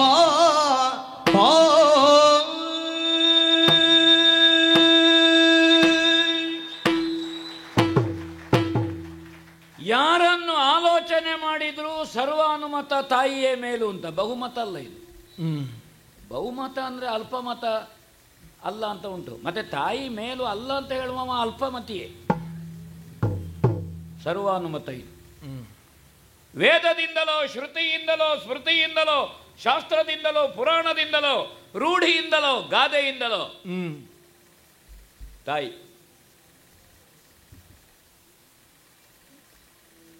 ಹೌದು, ಸೋದರ ಮಾವನನ್ನು ಹೇಳಬಹುದು ತೀರ್ಥರೂಪ ಸಮಾನ, ಹೆಣ್ಣು ಕೊಟ್ಟ ಮಾವನನ್ನು ಹೇಳಬಹುದು ತೀರ್ಥರೂಪ ಸಮಾನ. ಆದರೆ ತಾಯಿಗೆ ಸಮಾನ ಅಂತ ಇವರು ತಾಯಿಯ ಹಾಗೆ ಅಂತ ಹೇಳಲಿಕ್ಕಿಲ್ಲ. ತಾಯಿ ಹಾಗೆ ಆಗುದು ಹೇಗೆ? ತಾಯಿ ಅದು ಬೇರೆ. ಜಗತ್ತಿನ ಆದಿಯೇ ಜಗದಂಬಿಕೆಯಿಂದ. ಅಲ್ಲಿಂದ ಮೂರಮೂರ್ತಿಗಳು ಸೃಷ್ಟಿಯಾದರೂ ಒಂದು ಪುರಾಣ ಧರ್ಮ ನಮಗೆ ಅಪ್ಪಣೆ ಕೊಟ್ಟಿದೆ. ಆ ಒಬ್ಬಳೇ ಮೂರು ಮೂರ್ತಿಗಳಾಗಿ ಕಂಡು ಆ ಒಬ್ಬಳೇ ಮೂರು ಮೂರ್ತಿಗಳಿಗೆ ಅವಲಂಬನಕ್ಕೆ ಶಕ್ತಿಪೀಠಗಳಾಗಿ ಬಂದದ್ದು. ನಾವಿಲ್ಲಿ ಬ್ರಹ್ಮನ ಹೆಂಡತಿ ಶಾರದೆ, ವಿಷ್ಣುವಿನ ಹೆಂಡತಿ ಲಕ್ಷ್ಮಿ, ಈಶ್ವರ ದೇವರ ಹೆಂಡತಿ ಪಾರ್ವತಿ. ಎಲ್ಲ ಉಳೆ ರಸೋ ವೈಸಹ ಅಲ್ವೇ? ಅಷ್ಟೇ. ನಾವು ಶೃಂಗಾರ, ಹಾಸ್ಯ, ಕರುಣ, ಬೀಭತ್ಸ ಹೇಳ್ತೇವೆ. ರಸೋ ವೈಸಹ ತಾಯಿ ತನ್ನ ಯೌವನವನ್ನು, ತನ್ನ ರಕ್ತವನ್ನು, ತನ್ನ ಆಯುಷ್ಯವನ್ನು, ತನ್ನ ಸರ್ವಸ್ವವನ್ನು ಒಂದು ಮಗುವಿನ ಏಳಿಗೆಗಾಗಿ ಪೋಷಿಸುವ ತಾಯಿ ಏನು?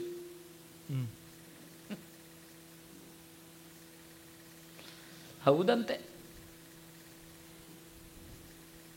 ಮೂರು ಮೂರ್ತಿಗಳನ್ನು ಮಕ್ಕಳನ್ನಾಗಿ ಪಡೆಯಲಿಲ್ವೋ ಅತ್ರಿ ಮಹರ್ಷಿಗಳ ಅನುಸೂಯಾದೇವಿ ಅಲ್ವೋ? ಹಾಗಾದ್ರೆ ಮಾತೃತ್ವದ ಶಕ್ತಿ ಏನು? ಆ ಮೂರು ಮೂರ್ತಿಗಳು ಆ ಮಾತೃತ್ವದ ಶಕ್ತಿಯ ಮುಂದೆ ಮಕ್ಕಳಾಗ್ಲಿಲ್ವೋ ಅಲ್ವೇ? ಹಾಗಾದ್ರೆ ಮೂರು ಮೂರ್ತಿಗಳು ಮಾತೃತ್ವಕ್ಕೆ ಮಕ್ಕಳಾಗ್ತಾರೆ, ಬಾಗಲೇಬೇಕು ಅಂತ ತಾಯಿ ಸಿಗಬೇಕು. ಹಾಗಾದ್ರೆ ಅನುಸೂಯಾ ದೇವಿಯನ್ನು ನಾವು ಜಗದಂಬಿಕೆ ಅಂತ ಹೇಳಬೇಡುವ. ಇಲ್ಲದಿದ್ರೆ ಈ ಜಗದಂಬಿಕೆಯ ಸಂಕಲ್ಪದ ಮಕ್ಕಳು ಅನುಸೂಯಾ ದೇವಿಯ ಮನೆಯ ತೊಟ್ಟಿಲಿನಲ್ಲಿ ಮಲಗಿಯಾಳ ಹೇಗಾಗಿತ್ತು? ಹಾಗಾದ್ರೆ ಪ್ರಪಂಚದಲ್ಲಿರುವ ಪ್ರತಿಯೊಂದು ಹೆಣ್ಣಿನಲ್ಲಿಯೂ ಆ ಜಗದಂಬಿಕೆಯ ದುರ್ಗಾದೇವಿಯ ಅಂಶ ಉಂಟು ಅಂತ ನಾವು ಒಪ್ಪಬೇಡುವ. ಅದಕ್ಕೆ ಈ ಮಾತೃ ಸಂಘಕ್ಕೆ ದುರ್ಗಾವಾಹಿನಿ ಅಂತ ಬಂದದ್ದು. ಎಲ್ಲರೂ ದುರ್ಗೆಯರೇ. ಹೌದು. ಅಂತಹ ಮಾತೃತ್ವಕ್ಕೆ ಅಪಚಾರ ಮಾಡಿದ್ರೆ ಅಥವಾ ಮಾತೃ ಸಂಕಲ್ಪವನ್ನು ನಾವು ಸಾಕಾರ ಮಾಡದೇ ಇದ್ರೆ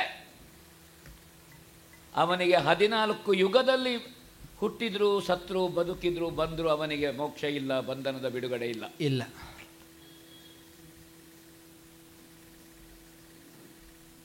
ಹೌದು. ಮಗುವನ್ನು ಪಾಲಿಸುವುದಕ್ಕೆ, ಪೋಷಿಸುವುದಕ್ಕೆ, ವಿದ್ಯೆ ಕೊಡುವುದಕ್ಕೆ ಹೊಟ್ಟೆಗೆ ಒದ್ದೆ ಬಟ್ಟೆ ಕಟ್ಟಿ ಬದುಕಿದ ತಾಯಂದಿರಿದ್ದಾರೆ. ಮಾತೃತ್ವ ದೊಡ್ಡದು ಅಲ್ವೇ? ಹೆಳವನಾಗಲಿ, ಹೆಡ್ಡನಾಗಲಿ, ಶುಂಠನಾಗಲಿ, ಕಿವುಡನಾಗಲಿ, ಯಾರೇ ಆಗಲಿ ಆ ಮಗುವಿನಲ್ಲಿರುವ ವ್ಯಾಮೋಹ, ಪ್ರೀತಿ, ವಾತ್ಸಲ್ಯ ಎದೆಗಪ್ಪಿಕೊಳ್ಳುವುದು ತಾಯಿ. ತಾಯಿ ಬಿಟ್ಟು ಕೈ ಚೆಲ್ಲುವುದಿಲ್ಲ. ಉಳಿದವರೆಲ್ಲ ವಿದ್ಯೆ ಕೊಟ್ಟಿದ್ದೇವೆ ಅಂತ ಅವರು ಉದ್ಯೋಗ ಮಾಡಿಕೊಂಡದ್ದು. ನಿಜವಾಗಿ ವಿದ್ಯಾದಾನ ಮಾಡಿದವಳು ತಾಯಿ. ತಾಯಿ ಬದುಕಿನ ವಿದ್ಯೆ, ಬದುಕುವ ವಿದ್ಯೆ. ಸ್ತನ್ಯಕ್ಕೆ ಒತ್ತು ಕೊಡ್ತಾಳೆ ಮಗುವನ್ನು ಶೈಶವದಲ್ಲಿ. ತನ್ನ ತುದಿ ಬೆರಳಿನ ಉಗುರಿನಲ್ಲಿ ಪೃಷ್ಠವನ್ನು ಕೆರೀತಾಳೆ ತಾಯಿ. ಸಂತೋಷ ಪಡ್ತಾಳೆ ಹಾಲು ಉಣ್ಣುವಾಗ. ಮಗುವಿಗೆ ಹಲ್ಲು ಮೂಡ್ಲಿಕ್ಕಾಗುವಾಗ ಸ್ತನವನ್ನು ಕಚ್ಚುತ್ತದೆ ಅದು. ಕಳ್ಳ ಕಚ್ಚುತ್ತೀಯ, ಪೃಷ್ಠಕ್ಕೆ ಚಿವುಟ್ಟುತ್ತಾಳೆ, ತೆಗೆದು ಕೆಳಗಿಡ್ತಾಳೆ, ಹೋಗ್ತಾಳೆ ಒಳಗೆ, ಮಣ್ಣಿ ಕಲಸ್ತಾಳೆ. ಹಲ್ಲು ಮೂಡ್ಲಿಕ್ಕೆ ತೊಡಗಿದೆ, ಇನ್ನು ಮೊಲೆಯುಡುವುದಲ್ಲ, ಮಣ್ಣಿ ತುರುಕಿಸ್ತಾಳೆ. ಒಂದು ದಿವಸ ಮಗು ಹಲ್ಲು ಮೂಡಿತು, ಕಚ್ಚಿತು, ಕೈಗೆ ಕಚ್ಚುತ್ತದೆ. ಕಳ್ಳ ಕಚ್ಚುತ್ತೀಯ, ಈಗ ಗಂಜಿ ತಿನ್ನು. ಹಲ್ಲು ಮೂಡಿದೆ, ಗಂಜಿ ತಿನ್ನುವ ವಯಸ್ಸಾಯಿತು. ಗಂಜಿಯನ್ನೆಲ್ಲ ಹೀಗೆ ಮಾಡಲಿಕ್ಕೆ ತೊಡಗಿತ್ತು. ಇದಕ್ಕೆ ಬೇರೆಂಥದ್ದು ಇಲ್ವೋ ಅಂತ ಕೇಳಲಿಕ್ಕೆ ತೊಡಗಿತ್ತು. ಉಂಟು ಅನ್ನ, ಅದಕ್ಕೆ ಬೇಕಾದ ವ್ಯಂಜನ. ಮತ್ತು ಪ್ರಾಯ ಆಯ್ತಂತೆ, ವಿದ್ಯಾಭ್ಯಾಸ ಸ್ನಾತಕೋತ್ತರಕ್ಕೆಲ್ಲ ಹೋದ. ಅಮ್ಮ ಮಧ್ಯಾಹ್ನಕ್ಕೆ ಮಾಡಿಟ್ಟಿದ್ದೇನೆ, ಬೇಕಾದ್ರೆ ತೆಕ್ಕೋ. ಇವಳು ಮೊದಲು ಮಣ್ಣಿ ಕಲಿಸ್ತಿದ್ಲು, ಗಂಜಿ ಮಾಡಿಟ್ಟಿದ್ರೆ ಬೇಕಾದ್ರೆ ತೆಕ್ಕ. ಹಸಿವೆಗೆ ತಡೀಲಿಲ್ಲ, ತೆಕ್ಕೊಂಡ. ಉದ್ಯೋಗ ಸಿಕ್ಕಿತು ಅವನಿಗೆ. ಅಮ್ಮ ಮಧ್ಯಾಹ್ನಕ್ಕೆ ಏನಿರ್ಲಿಲ್ವ, ನಿನ್ನೆ ನೀನು ಅಕ್ಕಿ ತರಲಿಲ್ಲ, ಏನು ಮಾಡಲಿಲ್ಲ, ಹೋಗು. ಅವಾಗ ಆಚೆ ಮನೆ ಹೇಳಿದ್ರಂತೆ, ಮಗನಿಗೆ ಹಾಗೆ ಶಿಕ್ಷೆ ಕೊಡಬಾರದು, ಯಾಕಂದರೆ ಇವ ಉದ್ಯೋಗ ಸಿಕ್ಕಿದ ಮೇಲೂ ಮಗನಿಗೆ ಕೂತಲ್ಲಿಗೆ ತಂದು ಕೊಡ್ತಿದ್ದಿ ತಾಯಿ. ಮತ್ತೆ ಉದ್ಯೋಗಕ್ಕೆ ಹೋಗ್ಲಿಲ್ಲ, ಕೂತಲ್ಲಿಗೆ ಬರ್ತದೆ ಅಲ್ಲ. ಉಚಿತ ಸಿಕ್ಕಿದ್ರೆ ಹೌದಾ, ಒಳ್ಳೆ ದುಡಿಯುವವನನ್ನು ಸೋಮಾರಿ ಮಾಡ್ತಾರೆ ಅಂತ ಅರ್ಥ. ನೀವು ದುಡಿಬೇಡಿ ಅಂತ, ಮತ್ತೆ ದುಡಿಮೆ ಬೇಡ ಅಂತ. ಶಿಕ್ಷೆಯಿಂದ ಶಿಕ್ಷಣ. ಹಾಗಾದ್ರೆ ತಾಯಿ ಕೊಡುವಂತಹ ಶಿಕ್ಷಣ ಅದು ಶಿಕ್ಷೆಯಲ್ಲ, ಶಿಕ್ಷಣ ರೂಪವಾದದ್ದು. ತಾಯಿ ಮಗನನ್ನು ತಯಾರು ಮಾಡುವುದು ಶಿಸ್ತಿನ ಶಿಕ್ಷಣ.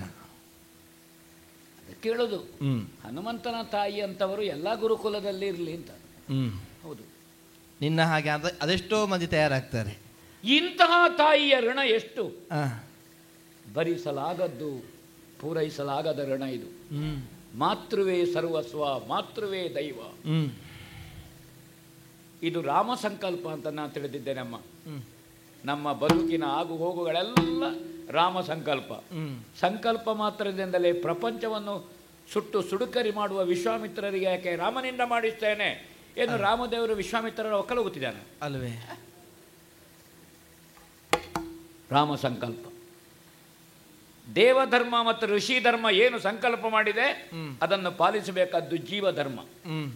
ವಿಶ್ವಾಮಿತ್ರರದ್ದು ಋಷಿ ಧರ್ಮ, ರಾಮದೇವರದ್ದು ದೇವಧರ್ಮ. ಅದನ್ನು ಪ್ರಶ್ನೆ ಮಾಡಲಿಕ್ಕೆ ನಾವಲ್ಲ. ಆದರೆ ಒಂದು ನನಗೆ ಧೈರ್ಯ ಉಂಟು, ರಾಮ ಕಾಯುವ ದೇವರು, ಕೊಲ್ಲುವ ದೇವರಲ್ಲ. ಯಜ್ಞ ಸಂರಕ್ಷಣೆಗೆ ಬಂದ ರಾಮದೇವರು ಬ್ರಾಹ್ಮಣ ರೂಪದಿಂದ ಬಂದ ಮಾರೀಚನಿಗೆ ಮಾನವಾಸ್ತ್ರದಿಂದ ಹಾರಿಸಲಿಲ್ವೋ ಅಲ್ವೇ? ರೇ ಕೆಟ್ಟವನೇ. ಆದರೆ ಕೆಟ್ಟವನಾದರೂ ವೇಷಧಾರಿಯನ್ನು ವೇಷದಲ್ಲಿ ಹೊಡಿಬಾರದು, ವೇಷ ಕಳಚಿದ ಮೇಲೆ ಹೊಡಿಬೇಕು, ಹೊರಗೆ ಕರೆದು. ವೇಷ ಹಾಗೆ ಬಿಡಬೇಕು. ಹೋಗತ್ಲಾಗಿ ಬಣ್ಣದ ಮನೆಗೆ, ಇಲ್ಲಿ ರಗಳೆ ಮಾಡಬೇಡ, ಹಾರಿಸಿಬಿಟ್ಟ. ಪುನಃ ಬಂದ ಚಿನ್ನದ ಜಿಂಕೆಯಾಗಿ. ಪುನಃ ನೀನು ವೇಷಧಾರಿ ನನ್ನ ಹತ್ರ ಬಂದಿಯೋ, ಅವಾಗ ಹೊಡೆದ. ವೇಷದಲ್ಲಿ ಹೊಡೆದದ್ದಲ್ಲ, ಬೀಳುವಾಗ ಮಾರೀಚನಾಗಿ ಬಂದ. ರಾಮದೇವರಲ್ವೋ, ಯಾರಿಗೂ ಹೇಳಲಿಕ್ಕೂ ಉಪಾಯ ಇಲ್ಲ ವೇಷದವನಿಗೆ ಹೊಡೆದಿದ್ದಾನೆ ಅಂತ. ಹೊಡೆದದಲ್ಲಿ ವೇಷ ಕಳಚಿ ಬಿದ್ದಿದೆ. ಅದು ರಾಮನ ಬಾಣ. ಸಮುದ್ರ ರಾಜಾಗಿ ಅಳಗಿ ಕುಳಿತವನ ಹೆಂಡತಿಯರು ಹೂ ಹಣ್ಣು ಕಾಯಿ ಹಿಡ್ಕೊಂಡು ಬರುವಾಗ ರಾಮ ಅನುಗ್ರಹ ಮಾಡಲಿಲ್ವ? ಅಲ್ವೇ? ಶುಕ ಸಾರಣನನ್ನು ಬಿಡ್ಲಿಲ್ವ ರಾಮ? ನಾವೆಲ್ಲ ಹೇಳ್ಕೊಂಡು ಬಂದಿದ್ದೇವೆ, ದೇವರೇ ಶುಕ ಸಾರಣರು ನಮ್ಮ ಸೇತುವೆಯನ್ನು ಪರೀಕ್ಷೆ ಮಾಡಲಿಕ್ಕೆ ಬಂದದ್ದು. ಒಡೆಯನ ಸೇವಕ ಆದವರು, ಅವರು ಸಂಬಳಕ್ಕೆ ದುಡಿಯೋರು, ಹೋಗ್ಲತ್ಲಾಗಿ ಮೈ ಮೇಲೆ ಬಟ್ಟೆ ಇಲ್ಲದೆ ಮಂಡೋದರಿ ದೇವಿ ಅಂತಃಪುರಕ್ಕೆ ಹಾರಿದ ರಾವಣನ ಹತ್ರವೂ ಸೀತೆಯನ್ನು ಕೊಡು, ವಿಭೀಷಣನನ್ನು ಕೂಡಿಕೋ, ಬಂದ ಸೇನೆ ಹಿಂದೆ ಹೋಗ್ತದೆ. ಈ ರಾಮ ಶಕುಂತರಾಜನನ್ನು ಕೊಲ್ತಾನೆ ಅಂತ ಹೇಳಿದ್ರೆ ನಾವು ಒಪ್ಪುದಿಲ್ಲ. ಅದಕ್ಕಾಗಿ ತಾಯಿ ಮಗ ಬಂದದಿರಮ್ಮ ನೀನು ಅಂಜದಿರು.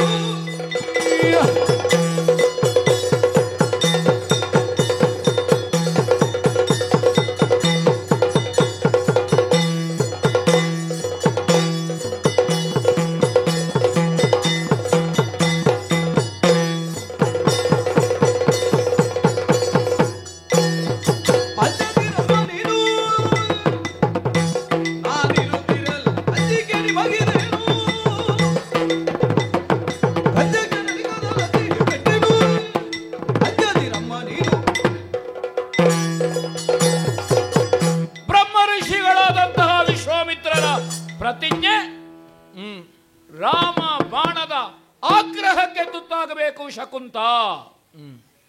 8 ದಿವಸದ ಅವಧಿ, ವಿಶ್ವಾಮಿತ್ರರ ಶಾಪದ 8 ದಿವಸದ ಅವಧಿ. ಮುನಿಗಳ ಶಾಪ 8 ಅಂದ್ರೆ 18 ಅಂತ ನಮಗೆ ಗೊತ್ತಿಲ್ಲ. ವಿಶ್ವಾಮಿತ್ರ ಋಷಿಗಳು ಕೊಟ್ಟ 8 ದಿವಸದ ಅವಧಿ. ಆ ಶಕುಂತನಿಗೆ ಜೀವನಾಶ್ರಯವನ್ನು ಕೊಟ್ಟದ್ದು ಮುಖ್ಯ ಪ್ರಾಣನ ಮಗನಾದಂಥ ಆಂಜನೇಯನ ತಾಯಿ. ನನಗದು ಗೊತ್ತುಂಟು. ಆ ಕಾರಣದಿಂದ ಆ 8 ದಿವಸ ಶಕುಂತನನ್ನು ವಿಶ್ವಾಮಿತ್ರರ ಆಗ್ರಹದಿಂದ ಸಂರಕ್ಷಿಸಿಕೊಳ್ಳುತ್ತಿರುವುದು ನಿನ್ನ ಮಗನಾದಂತಹ ಆಂಜನೇಯನಿಗೆ ಹೊಣೆ. ಇದಕ್ಕೆ ನೀಲಕಂಠನಾಣೆ. ನೀಲಕಂಠನಾಣೆ ಶಿವದೇವರದ್ದು. ಶಿವದೇವರು ಅವನ ಪ್ರಾಣ ಕೊಂಡೋಗಲಿಕ್ಕೆ ಯಮನನ್ನು ಕಳುಹಿಸಿದ್ರೆ ಕೈಲಾಸಕ್ಕೆ ಹೋಗಿ ಹೇಳಿ ನಾನು ಕೇಳು. ಮೃತ್ಯುಂಜಯನ ಹತ್ರ ಒಬ್ಬ ಇಲ್ಲಿ ಚಿರಂಜೀವಿ ಸಂಕಲ್ಪ ಮಾಡಿದ್ದಾನೆ ಅಂತ ಹೇಳು ಅಂತ ನಾ ಹೇಳಿ ಏನು. ಅದಕ್ಕಾಗಿ ತಾಯಿ ಮಗ ಒಂದು ಸಂತೋಷದ್ದೇನು ಗೊತ್ತುಂಟ? ವಿಶ್ವಾಮಿತ್ರರ ಆಗ್ರಹ ಇವತ್ತು, ಆ ಆಗ್ರಹಕ್ಕೆ ರಕ್ಷಣೆ ಬೇಡಿ ಒಬ್ಬ ಕ್ಷತ್ರಿಯ ಬಂದದ್ದು ನಮ್ಮಲ್ಲಿ ಹನುಮಂತನ ತಾಯಿಯ ಮಡಿಲಿಗೆ.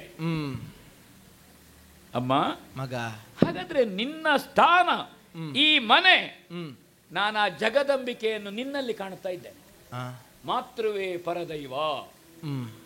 ಎಲ್ಲಿಯೂ ಆಶ್ರಯ ತೆಗೆದಿದ್ರೆ ಎಲ್ಲಿ ಆಶ್ರಯ ಸಿಗ್ತದೆ? ಅದು ಜಗದಂಬಿಕೆಯ ಮಡಿಲಲ್ಲಿ ಆಶ್ರಯ ಸಿಗ್ತದೆ. ಲೋಕದಲ್ಲಿ ಎಲ್ಲರನ್ನು ಕಾಯುವುದು ಕ್ಷಾತ್ರಕ್ಕೆ ಹೊಣೆ.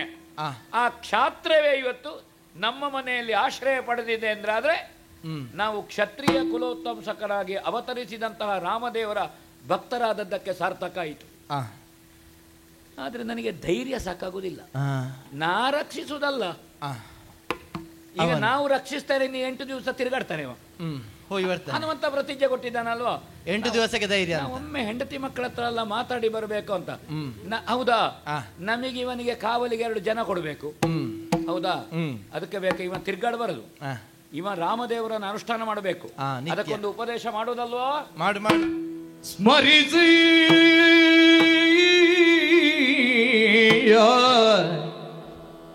ರಾಮ ಮಂತ್ರ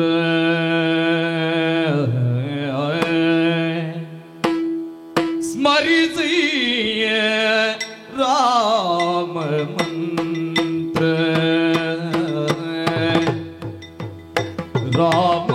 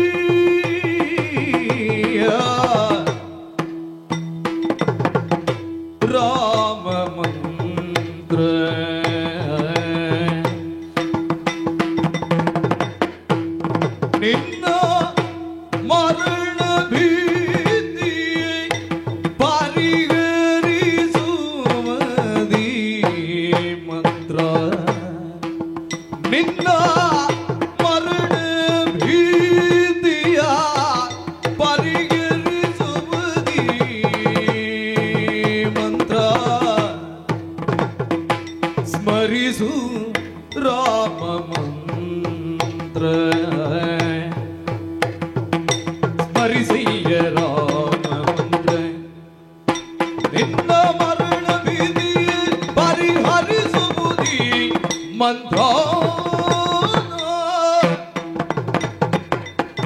ಜಗದಿ ವಾಲ್ಮೀಕಿಯ ಉತ್ತರಿಸಿದ ಮಂತ್ರ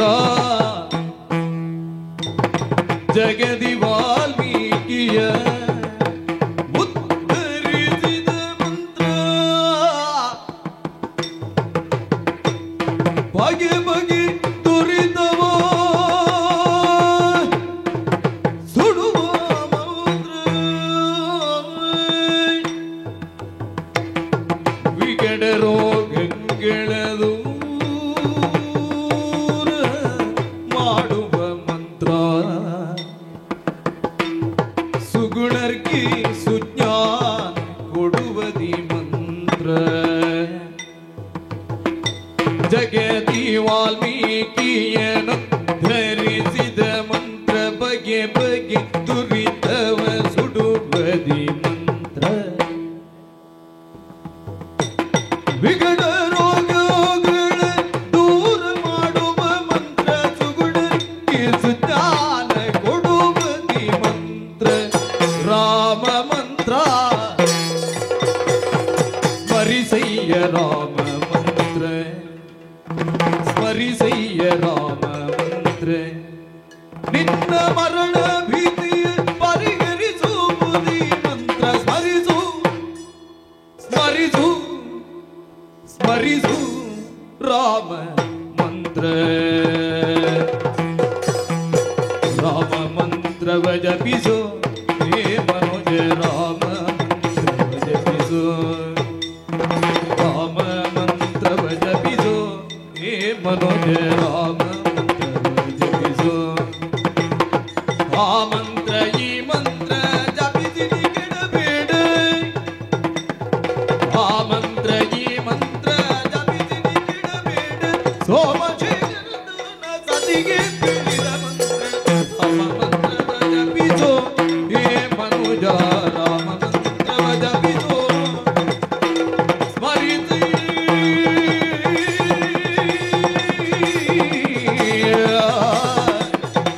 ರಾಮ ಮಂತ್ರ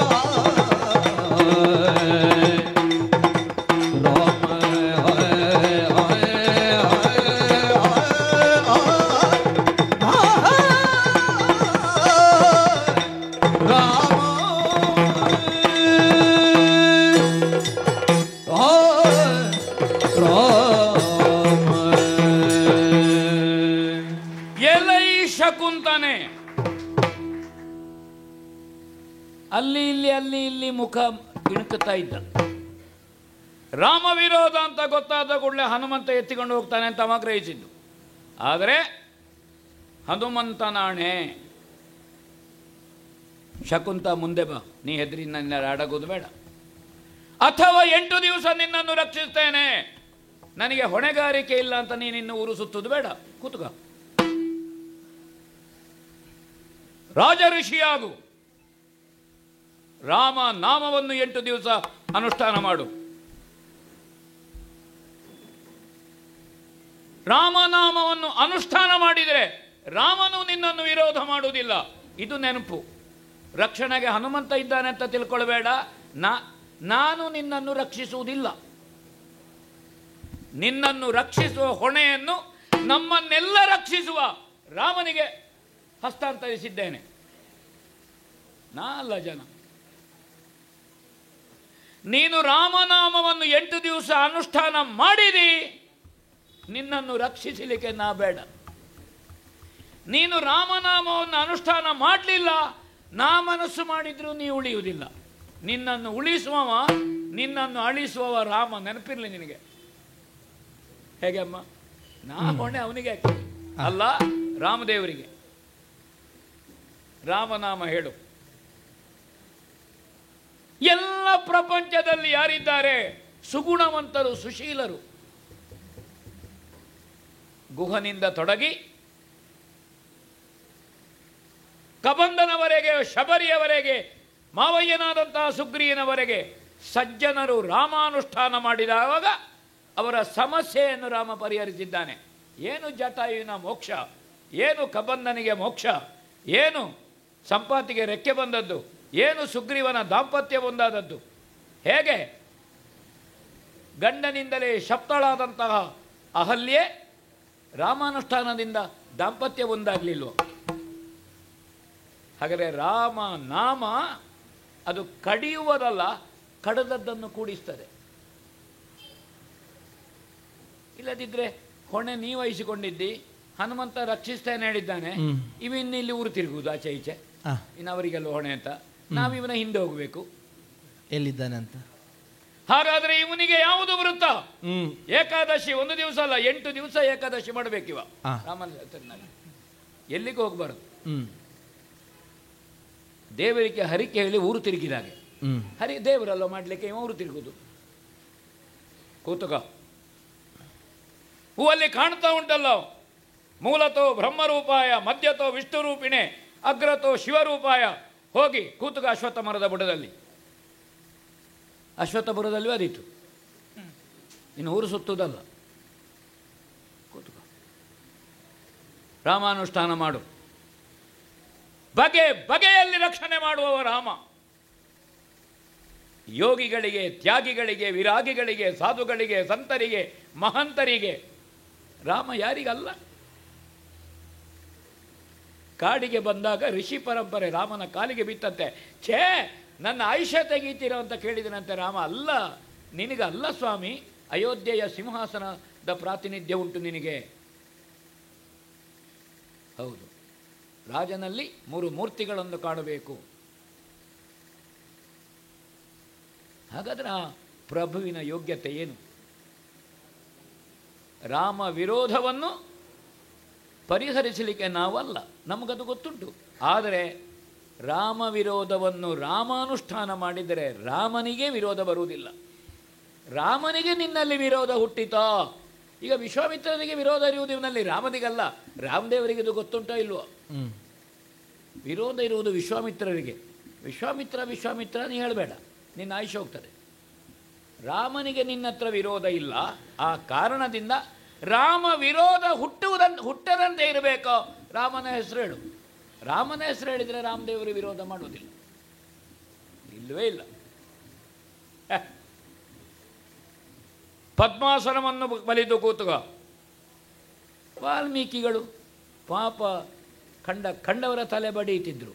ಸಪ್ತಋಷಿಗಳು ಕೇಳಿದ್ರಂತೆ, ಯಾಕೆ ಹೆಂಡತಿ ಮಕ್ಕಳನ್ನು ಸಾಕಲಿಕ್ಕೆ ಪಾಪ ಉಂಟು, ಹೋಗಿ ಕೇಳು. ಹೆಂಡತಿ ಹೇಳಿದ್ರಂತೆ, ಏನು ನಾನು ಒತ್ತೆಯಾಗಿ ಮದುವೆ ಆದದ್ದ? ನೀನು ಮಾಂಗಲ್ಯ ಕಟ್ಟಿದ್ದಿ, ಮಾಂಗಲ್ಯ ಉರುಳಲ್ಲ, ರಕ್ಷಣೆಯ ಭರವಸೆ. ನೀಯಲ್ಲೋ ಸಾಕಬೇಕಾದ್ದು, ಮಕ್ಕಳು ನಿನ್ನದ್ದು. ತಲೆ ಬಡಿದ್ರೆ ಪಾಪ ನಿನಗೆ, ನನಗೆ ಪಾಪದಲ್ಲಿ ಪಾಲಿಲ್ಲ. ಯಾಕೆ ನಾ ಹೆತ್ತ ಪಾಪವು ನಿನ್ನದ್ದೇ. ಹೆಂಡತಿ ಪಾಪವನ್ನೇ ಹೆರುವುದಲ್ವ ಗಂಡನದ್ದು? ಹೌದೌದು. ಆಗ ಗೊತ್ತಾಯ್ತು ಅವನಿಗೆ, ಜ್ಞಾನೋದಯ ಆಯಿತು. ಅವನಿಗೆ ರಾಮೋಪದೇಶ ಆಯಿತು. ಇವ ಅದಲ್ಲಲ್ಲ. ಹಾಗಾದ ಕಾರಣ ಈ ಶಕುಂತನನ್ನು ರಾಮನ ಕಾಲಬುಡಕ್ಕೆ ನಾನು ಮನಸ್ವಿ ಹಾಕಿದ್ದೇನೆ. ನಾ ಹಾಕಿದ್ದೇನೆ. ಒಳ್ಳೆಯದು ತಾಯಿ ಮಗ ಅಲ್ಲ, ಇದು ಸಾಕು. ಆದರೆ ಸಾಕೋ ಇಷ್ಟು? ರಾಮದೇವರಲ್ಲಿ ಹೆದರಿಕೆ ಇಲ್ಲ ನನಗೆ. ಯಾಕೆ ನಾ ಹೆದರು? ನಾ ರಾಮ ಭಕ್ತ ಅಲ್ವ. ಆದರೆ ರಾಮದೇವರಲ್ಲಿ ನನಗೆ ಅತೀವಾದಂತಹ ಭಕ್ತಿ ಉಂಟು. ಅವ್ಯಾಹತವಾದದ್ದು ರಾಮಬಾಣ. ಸಪ್ತಸಾಲ ಛೇದನವೋ, ಅಹಿ ರೂಪದಲ್ಲಿ ಬಿದ್ದ ರಾಕ್ಷಸನೋ, ಅಥವಾ ಇಂದ್ರಜಿತ್ತು ಇವರೆಲ್ಲ ಸತ್ತ ಮೇಲೆ ರಾಮದೇವರು ಮಾಡಿದಂತಹ ಲಂಕೆಯ ಕೊನೆಯ ಯುದ್ಧವೋ, ಜನಸ್ಥಾನದಲ್ಲಿ ಕರಾಸಗಳನ್ನು ಕೊಂದ ಯುದ್ಧ ನಾನು ನೋಡ್ಲಿಲ್ಲ. ನಮಗೆ ಕಿವಿಯಿಂದ ಕೇಳಿದ್ದದು. ಮುಕ್ಕಾಲು ಮುಹೂರ್ತ ಗಳಿಗೆಯಲ್ಲಿ 14,000 ರಾಕ್ಷಸರು, 12 ಜನ ಸೇನಾಧಿಪತಿಗಳು, ಕರದೂಷಣ ತ್ರಿಶಿರಾದಿಗಳನ್ನು ಏಕಾಂಗ ವೀರನಾಗಿ ರಾಮ ಕೊಂದದ್ದು ರಾಮಾಯಣದಲ್ಲಿ ಅದ್ಭುತ. ಅದಲ್ಲ, ರಾವಣ ವಧೆಯ ಮೊದಲು ಮಾಡಿದ ಯುದ್ಧ ಎಲ್ಲ 77 ಕೋಟಿ ಕಪಿನಾಯಕರು ನಿಂತು ನೋಡಿದ್ದಾರೆ. ರಾಮದೇವರು ಯುದ್ಧ ಮಾಡುವುದ್ರೆ ಹೀಗಲ್ವೋ ಅಂತ. ಅದು ಯುದ್ಧ. ನಾನು ರಾಮದೇವರನ್ನು ಹೆಗಲಿನಲ್ಲಿ ಹೊತ್ತಿದ್ದೇನೆ. ಹಾಗಾಗಿ ನನಗೆ ನೋಡ್ಲಿಕ್ಕೆ ಆಗ್ಲಿಲ್ಲ. ಈಗ ನನಗೆ ಇದ್ದೇ ಕೆಲಸ, ದೇವರು ಯುದ್ಧ ಬಾಣ ತೆಗೆಯುವುದೇ ಇಲ್ಲಿದ್ದ ಅಂತ. ನನ್ನ ಕಣ್ಣಿಗೆ ಒಂದು ಬಾಣ ಕಾಣಲಿಲ್ಲ, ಹೆಣ ಬಿಡುವುದು ಕಂಡಿದೆ. ತೆಗೆಯುವಾಗ, ತೊಡುವಾಗ, ಬಿಡುವಾಗ ಕಣ್ಣಿಗೆ ಕಾಣದ ರಾಮ ಚಮತ್ಕಾರ ಏನು? ಅದು ರಾಮನ ಯುದ್ಧ. ಆ ರಾಮನ ಚಮತ್ಕಾರವನ್ನು ನಿಯಂತ್ರಿಸುವ ಒಂದು ಶಕ್ತಿ ಉಂಟು. ಏನದು? ನೀ ಒಂದು ಉಪಕಾರ ಮಾಡಿದ್ರೆ ನಾ ಗೆದ್ದೆ, ಅಲ್ಲ ನೀ ಗೆದ್ದೆ. ಒಂದಲ್ಲ 100 ಮಾಡ್ತೇನೆ. ಏನ್ ಮಾಡ್ಬೇಕು? ಮಾತೆ ಲಾಲಿಸು ಚೆನ್ನಾಗಿ ನೀನೀಗಲೇ ಸೀತೆಯ ಬಳಿಗೆ ಹೋಗಿ ಅಮ್ಮ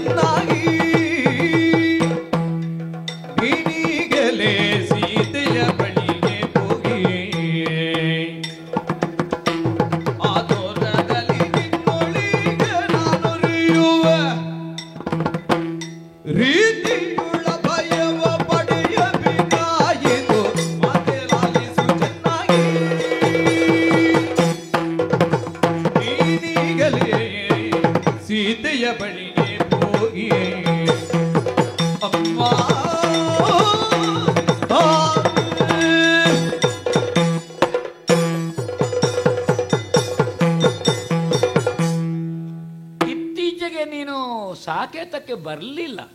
ಸಮಯ ಅದೆಷ್ಟೋ ಕಳೆದು ಹೋಗಿದೆ. ಮೊನ್ನೆಯಿಂದ ಸೀತಮ್ಮ ಕೇಳ್ತಾ ಇದ್ದು, ಹೌದಾ ಮಗ, ತಾಯಿ ಬರುವ ಕ್ರಮವೇ ಇಲ್ಲ ಇಲ್ಲಿಗೆ ಏನು ಅಂತ ಕೇಳಿದ್ಲು. ಏನು ಹೇಳಿದೆ? ಇಲ್ಲ, ಬಾರದೆ ಇರ್ಲಿಕ್ಕಿಲ್ಲ ಇವತ್ತು ನಾಳೆ ಅಂತ ಹೇಳಿದೆ. ಈ ವಿಷಯ ಬಂದದ್ದೇನು ಅಂತ ಗೊತ್ತಾಗ್ಲಿಲ್ಲ. ನಾ ಮತ್ತೆ ಹೇಳಿದೆ, ಮನೆಯಿಂದ ಬರ್ಲಿಕ್ಕೆ ತಾಯಿ ಒಬ್ಬಳೇ ಇರುವುದು, ಬರುವುದಿದ್ರೆ ಬೀಗ ಹಾಕಿಯೇ ಬರ್ಬೇಕಷ್ಟೇ ಅಂತ. ನಮ್ಮಲ್ಲಿ ಮನೆಗೆ ಬೀಗ ಹಾಕುವ ಕ್ರಮ ಇಲ್ಲ. ಹಾಗಾದ್ರೆ ನೀ ಯಾವಾಗ ಹೋಗ್ತೀನಿ ಅಂತ ತಾಯಿ ಕೇಳಲಿಲ್ಲ. ನನ್ನನ್ನು ಬಿಡ್ಲಿಕ್ಕೆ ತಾಯಿಗೆ ಮನಸ್ಸಿಲ್ಲ. ನಾನು ಹೋಗ್ತೇನೆ ಅಂತ ಹೇಳಿದೆ, ತಾಯಿ ಇವತ್ತು ಬೇಡ ನಾಳೆ ಹೇಳುದು. ಅದಕ್ಕೆ ನಾನು ಹೋಗ್ತೇನೆ ಅಂತ ಹೇಳದೆ ಬಂದದ್ದು. ನಾನು ಇಲ್ಲಿ ಇರುವ ಕಾರಣ ಬಹುಶಃ ಅಮ್ಮ ಅಲ್ಲಿ ಕೇಳಿದ್ದಾಳೆ. ನೀ ಹೋದ್ರೆ ಆ ತಾಯಿಗೂ ಸಂತೋಷ ಆದೀತು. ಹೋದ್ರೆ ಸಂತೋಷ ಆದೀತು. ಯಾವಾಗಲೂ ಕೇಳೋದು, ಬರ್ಲಿಲ್ಲ ಅವಳು, ಬರುವುದೇ ಇಲ್ಲ ಯಾಕೆ ಅಂತ. ಹೋಗುದಕ್ಕೆ ಹೋಗಬಹುದು, ಹೋದ್ರೆ ನಿನಗೇನು ಉಪಕಾರ ಅಂತ ಕೇಳುದು ನಾನು. ನೀನು ಹೋದ್ರೆ ಏನಾದ್ರೂ ಉಪಕಾರ ಆಗದೇ ಇಲ್ಲ. ನೀನು ಬರಿಗೈಯಲ್ಲಿ ಬರುವ ತಾಯಿ ಅಲ್ಲ, ಮಗನಿಗೆ ಅಂತ ಏನಾದ್ರೂ ಕೇಳಬಹುದಲ್ಲ. ಅಲ್ಲಿ ಹೊರಡುವಾಗ ಏನು ಬೇಕು ನನಗೆ ಅಂತ ಬೇಡ. ಇನ್ನು ಪ್ರಾಯದಲ್ಲಿ ಒಬ್ಬ ಮಗ ಇದ್ದಾನಲ್ಲ ಅಂತ ಕೇಳಿದ್ರೆ ಅಮ್ಮ ಕೊಡದೇ ಇರ್ಲಿಕ್ಕಿಲ್ಲ. ಅದು ಅಮ್ಮ ಕೊಟ್ಟದನ್ನೇ ಬೇಡ ಅಂತ ಹೇಳಿದವಲ್ಲ ನೀನು. ಅದು ಯಾಕೆ ಅಮ್ಮ ಕೊಟ್ಟದನ್ನು ಕಚ್ಚಿದೆ. ನನಗೆ ಮುತ್ತಿನ ಮಾಲೆಯನ್ನು ಹಾಕಲಿಕ್ಕೆ ನನಗೆ ಹೆಂಡತಿ ಇಲ್ಲ. ಯಾರಿಗೂ ಮುತ್ತು ಕೊಟ್ಟ ಅಭ್ಯಾಸ ಇಲ್ಲ. ಹಾಗಾದ್ರಲ್ಲಿ ಕಚ್ಚಿ ನೋಡಿದೆ, ಎಲ್ಲಿಯಾದ್ರೂ ರಾಮಾಕಾರ ಉಂಟ? ಕಚ್ಚಿ ಒಡಿದ್ರೂ ಅದರಲ್ಲಿ ರಾಮನನ್ನು ಕಾಣಲಿಲ್ಲ. ಹಾಗಾದಾಗ ರಾಮ ಆಕೃತಿ ಇಲ್ಲದಿದ್ದದ್ದು ನನಗೆ ಯಾಕೆ ಸುಮ್ಮನೆ ಮೈಬಾರ ಹೋಗಲಕ್ಕೆ ಬಿಚ್ಚಿ ತೋರಿಸಿದೆ. ಆವಾಗ ರಾಮದೇವರು ನಗಡಿದ್ರು. ಅದರಲ್ಲಿ ಕಚ್ಚಿ ಎಂತದ್ದು ನೋಡುದು, ಸುಮ್ಮನೆ ಸ್ವಲ್ಪ ಒಳಗೆ ನೋಡು. ರಾಮರೂಪ ಇದ್ದದ್ದಿಲ್ಲಿ, ನಾ ನೋಡಿದ್ದಲ್ಲಿ. ಅಂದ್ರೆ ಅಲ್ಲಿ ಇದು ಡಿಂಬ, ಹೌದಾ, ಅದು ಬಿಂಬ. ಆ ಬಿಂಬ ಈ ಡಿಂಬದಲ್ಲಿ ಉಂಟು ಅಂತ ರಾಮದೇವರ ಅಪ್ಪಣೆ ಕೊಟ್ಟರು. ಇದು ಏನು ಆಗ್ಲಿಕ್ಕಿಲ್ಲ ಅಂತ ಹೇಳಲಿಕ್ಕೆ ನಾನು ಯಾರು? ಆದರೆ ಏನು? ಇವ 8 ದಿವಸ ಸರಿಯಾಗಿ ಹೇಳಿದ್ರೆ ಆಗುದೇ ಇಲ್ಲ. ಹೇಳ್ತಾನನ್ನೋದ ನಿರ್ಧಾರ ನಮಗೂ ಇಲ್ಲ. 8 ದಿವಸ ಯಾರು ಭಜನೆ ಹೇಳಿಕೊಂಡು ಕೂತುಕೊಳ್ಳೋದಿಲ್ಲ ಈಗ. ಯಾವ ಮನೆಗಳಲ್ಲಿಯೂ ಭಜನೆ ಇಲ್ಲ. ಭಜನೆ ಹೇಳುವ ಹೊತ್ತಿಗೆ ಎಂಥದೋ ಆಗ್ತಾ ಇರ್ತದೆ, ಶಬ್ದ ಆಗುದು ಮಾತ್ರ. ಏನಾಗ್ತುಂಟು ಅಂತ ಕೇಳುದು. ಅಥವಾ ಎಲ್ಲಿಯಾದ್ರೂ ಯಾರು ಪ್ರಾಯದ ನಿನ್ನಾಗಿದ್ದ ಮುದುಕಿಯ ಕೂತುಕೊಂಡು, ಹೌದೌದು, ರಾಗಿ ತಂದಿರಯ್ಯ, ಭಿಕ್ಷೆಗೆ ರಾಗಿ ತಂದಿರಯ್ಯ ಅಂತ. ಯಾಕಂದ್ರೆ ಇವುಗಳಿಗೆ ರಾತ್ರಿ ಬಲಿವಾಡ ಕೂಟ ಆಗಬೇಕಲ್ಲ. ಆ ತಾಯಿ ಏನು ಕೇಳದೇ ಇರ್ಲಿಕ್ಕಿಲ್ಲ, ಏನು ಬೇಕು ಅಂತ ಕೇಳದೇ ಇರ್ಲಿಕ್ಕಿಲ್ಲ. ಮಗನಿಗೆ ಕೇಳದೆ ಮತ್ತೆ ಯಾರಿಗೆ ಕೇಳುದು? ಕೇಳದಿದ್ರು ಕೇಳುವಾಗ ನೀ ಮಾಡಬೇಕು. ತಾಯಿ ಕೇಳುವಾಗೆ ಆ ದಾರಿಗೆ ತರಬೇಕು, ಏನು ಬೇಕು ಅಂತ. ನಾವು ಬೇಡಿದ್ದು ಅಂತ ಆಗಬಾರದು, ಪ್ರಸಾದ ಆಗಬೇಕು. ಪ್ರಸಾದ ನನಗೆ ಪ್ರಸಾದ ಇಲ್ವೋ ಅಂತ ಕೇಳಿದ್ರೆ ಅದು ಪ್ರಸಾದ ಅಲ್ಲ, ಅದು ತಿಂಡಿ ಆಗ್ತದೆ. ಪ್ರಸಾದ ಅಂತ ಹೇಳುದು, ಮತ್ತೆ ದೇವರ ತಲೆಗೆ ನಾವೇ ಕೈ ಹಾಕುದು, ಹಾಗೆ ತೆಗೆಯುದು. ಪ್ರಸಾದ ಆಗಬೇಕದು. ನಾನು ನೀಲಕಂಠನಾಣೆ ಅಂತ ಹೇಳಿದ್ದೇನೆ. ರಾಮದೇವರು ಸಿಟ್ಟು ಬಂದು ಎಲ್ಲಿಯಾದರೂ ಒಂದು 4 ಬಾಣ ಹೊಡೆದ್ರೆ ನಾಳೆ ಪ್ರಪಂಚದಲ್ಲಿ ದೇವರು ಭಕ್ತನಿಗೆ ಹೊಡಿಬಹುದು ಅಂತ ಆಗುದಿಲ್ವೋ? ಹಾಗೊಂದು ಸ್ಥಾಪನೆ ಆಗ್ತದೆ. ಅದು ಆಗಬಾರದು. ನನಗದು ನೀಲಕಂಠನಾಣೆ, ಅವನಿಗೆ ಬಿಲ್ವ ಪತ್ರೆ ಪ್ರೀತಿ. ಹೌದು, ನಾನು ಶಿವಾಂಶದಿಂದ ಹುಟ್ಟಿದವ, ಹೌದಾ? ಅದು ಬಿಲ್ವ ಪತ್ರೆ ಆಗಿ ಬೀಳ್ಲಿ ಅಂತ ನನಗೆ ರಾಮನ ಬಾಣಗಳು. ಹೌದೌದು. ಹಾಗಾದ್ರೆ ದೇವರು ಭಕ್ತನ ಹತ್ರ ಯುದ್ಧ ಮಾಡಬಹುದು, ಆದ್ರೆ ಅದು ಬಿಲ್ವ ಪತ್ರೆ ಆಗಬಹುದು ಅಂತಾರೆ, ಯುದ್ಧ ಮಾಡಬಹುದು ಅಂತ ಇತಿಹಾಸ ಹೇಳಬೇಕು. ಅಷ್ಟಲ್ಲ, ಅಷ್ಟಕ್ಕೆ ಮುಗಿಯುವುದಿಲ್ಲ. ಎಲ್ಲಿಯಾದ್ರೂ ಆ ದೇವರಿಗೆ ಮೂಲದ ಪ್ರಜ್ಞೆ ಬಂದ್ರೆ, ಮೂಲ ರಾಮನಾದ್ರೆ, ತಾನೇ ರಾವಣನಿಗೊಮ್ಮೆ ಕಂಡನು ದಶವದನ, ಮೂಲ ರಾಮನಾದ್ರೆ ಹೇಳಲಿಕ್ಕೆ ಬರುವುದಿಲ್ಲ. ಯಾಕಂದ್ರೆ ಬ್ರಹ್ಮ ಮಗ ಅಲ್ವೋ. ಅದು ಸೃಷ್ಟಿಸುವುದಾದ್ರೂ ಅದನ್ನು ಸೃಷ್ಟಿಸಿದ್ದನ್ನು ಲಯಗೊಳಿಸುವ ಶಕ್ತಿಯು ಅದುವೇ ಬ್ರಹ್ಮಾಸ್ತ್ರ. ಬ್ರಹ್ಮ ಸೃಷ್ಟಿಸುವವ, ಬ್ರಹ್ಮ ಅಸ್ತ್ರವಾದ್ರೆ ಅದು ಲಯಗೊಳಿಸುವಂತಹದ್ದು. ಎಲ್ಲವೂ ಮುಗಿದು ಹೋಗ್ತದೆ. ಲಯ ಅಂದ್ರೆ ನಿಯಂತ್ರಣ. ಎಲ್ಲಿಯಾದ್ರೂ ಪ್ರಯೋಗಿಸಿದ್ರೆ ನನಗೆ ಅದು ವೈಜಯಂತಿ ಆಗಬೇಕು. ಒಂದು ಕಡೆಗೆ ಬಿಲ್ವಪತ್ರೆ, ಮತ್ತೊಂದು ಕಡೆಗೆ ವೈಜಯಂತಿ ಮಾಲೆ. ಹೌದು, ನಾನು ಹರಿಯ ಅವತಾರದ ಭಕ್ತ, ಹರನ ಅಂಶ. ಬಿಲ್ವಪತ್ರೆ ಹರನಿಗೆ, ವೈಜಯಂತಿ ವಿಷ್ಣುವಿಗೆ, ಹರಿಹರನಿಗೆ ಆಯ್ತು. ಹರಿ ಅಂದ್ರೆ ಕಪಿ ಅಂತಲೂ ಹೌದು ಅಲ್ವಾ? ಹರಿ ಅಂದ್ರೆ ರಾಜನೂ ಹೌದು. ಇದು ನಾವು ಬೇಡುವುದಲ್ಲ, ನಾವು ಬೇಡದೆ ಅಮ್ಮ ಕೊಡುವ ಹಾಗಾಗಬೇಕು. ಏನು ಬೇಕು ಅಂತ ಕೇಳುವ ಹಾಗಾಗಬೇಕು. ತಾಯಿ ಗಟ್ಟಿ ನಿಂತ್ಲೋ ನನ್ನ ತಾಯಿ ಸೀತಾ ಮಾತೆ, ತಾಯಿ ಗಟ್ಟಿ ನಿಂತ್ರೆ ಅವಾಗ ರಾಮನನ್ನೊಮ್ಮೆ ನೋಡಬೇಕು ಅಂತ ಉಂಟು, ಸೀತಾ ಸಮೇತ ರಾಮನನ್ನು. ಅಮ್ಮ ಮನಸ್ಸು ಮಾಡೋದಿದ್ರೆ ನಮ್ಮದೆಂಥದಿಲ್ಲ. ನಾವು ಇವನಿಗೆ 8 ದಿವಸ ಹೇಳಿದ್ದನ್ನು 18 ಮಾಡ್ಬೇಕಾಗ್ತದೆ, ಇನ್ನೊಂದು 8 ದಿವಸ ಹೇಳುತ್ತ ಕೂಡಿಸಿ ಆಹೋರಾತ್ರೆ. ಹೌದೌದು. ಆಯ್ತು ಮಗ, ಹೋಗಿ ಏನು ಹೇಳಿದೆಯೋ ಅಷ್ಟನ್ನು ಪೂರೈಸಿಕೊಂಡು ಬರ್ತೇನೆ. ಹೌದಾ? ಕೇಳುವುದೇ ಅಮ್ಮನೇ ಕೇಳಬೇಕು. ಕೇಳಿದ ಮೇಲೆ ಮತ್ತೊಮ್ಮೆ ಹೇಳ್ತೇನೆ, ನೀಲಕಂಠನಾಣೆ, ಅವ ಬದುಕಿದ. ಆಯ್ತು, ನಾನು ಬದುಕಿದೆ.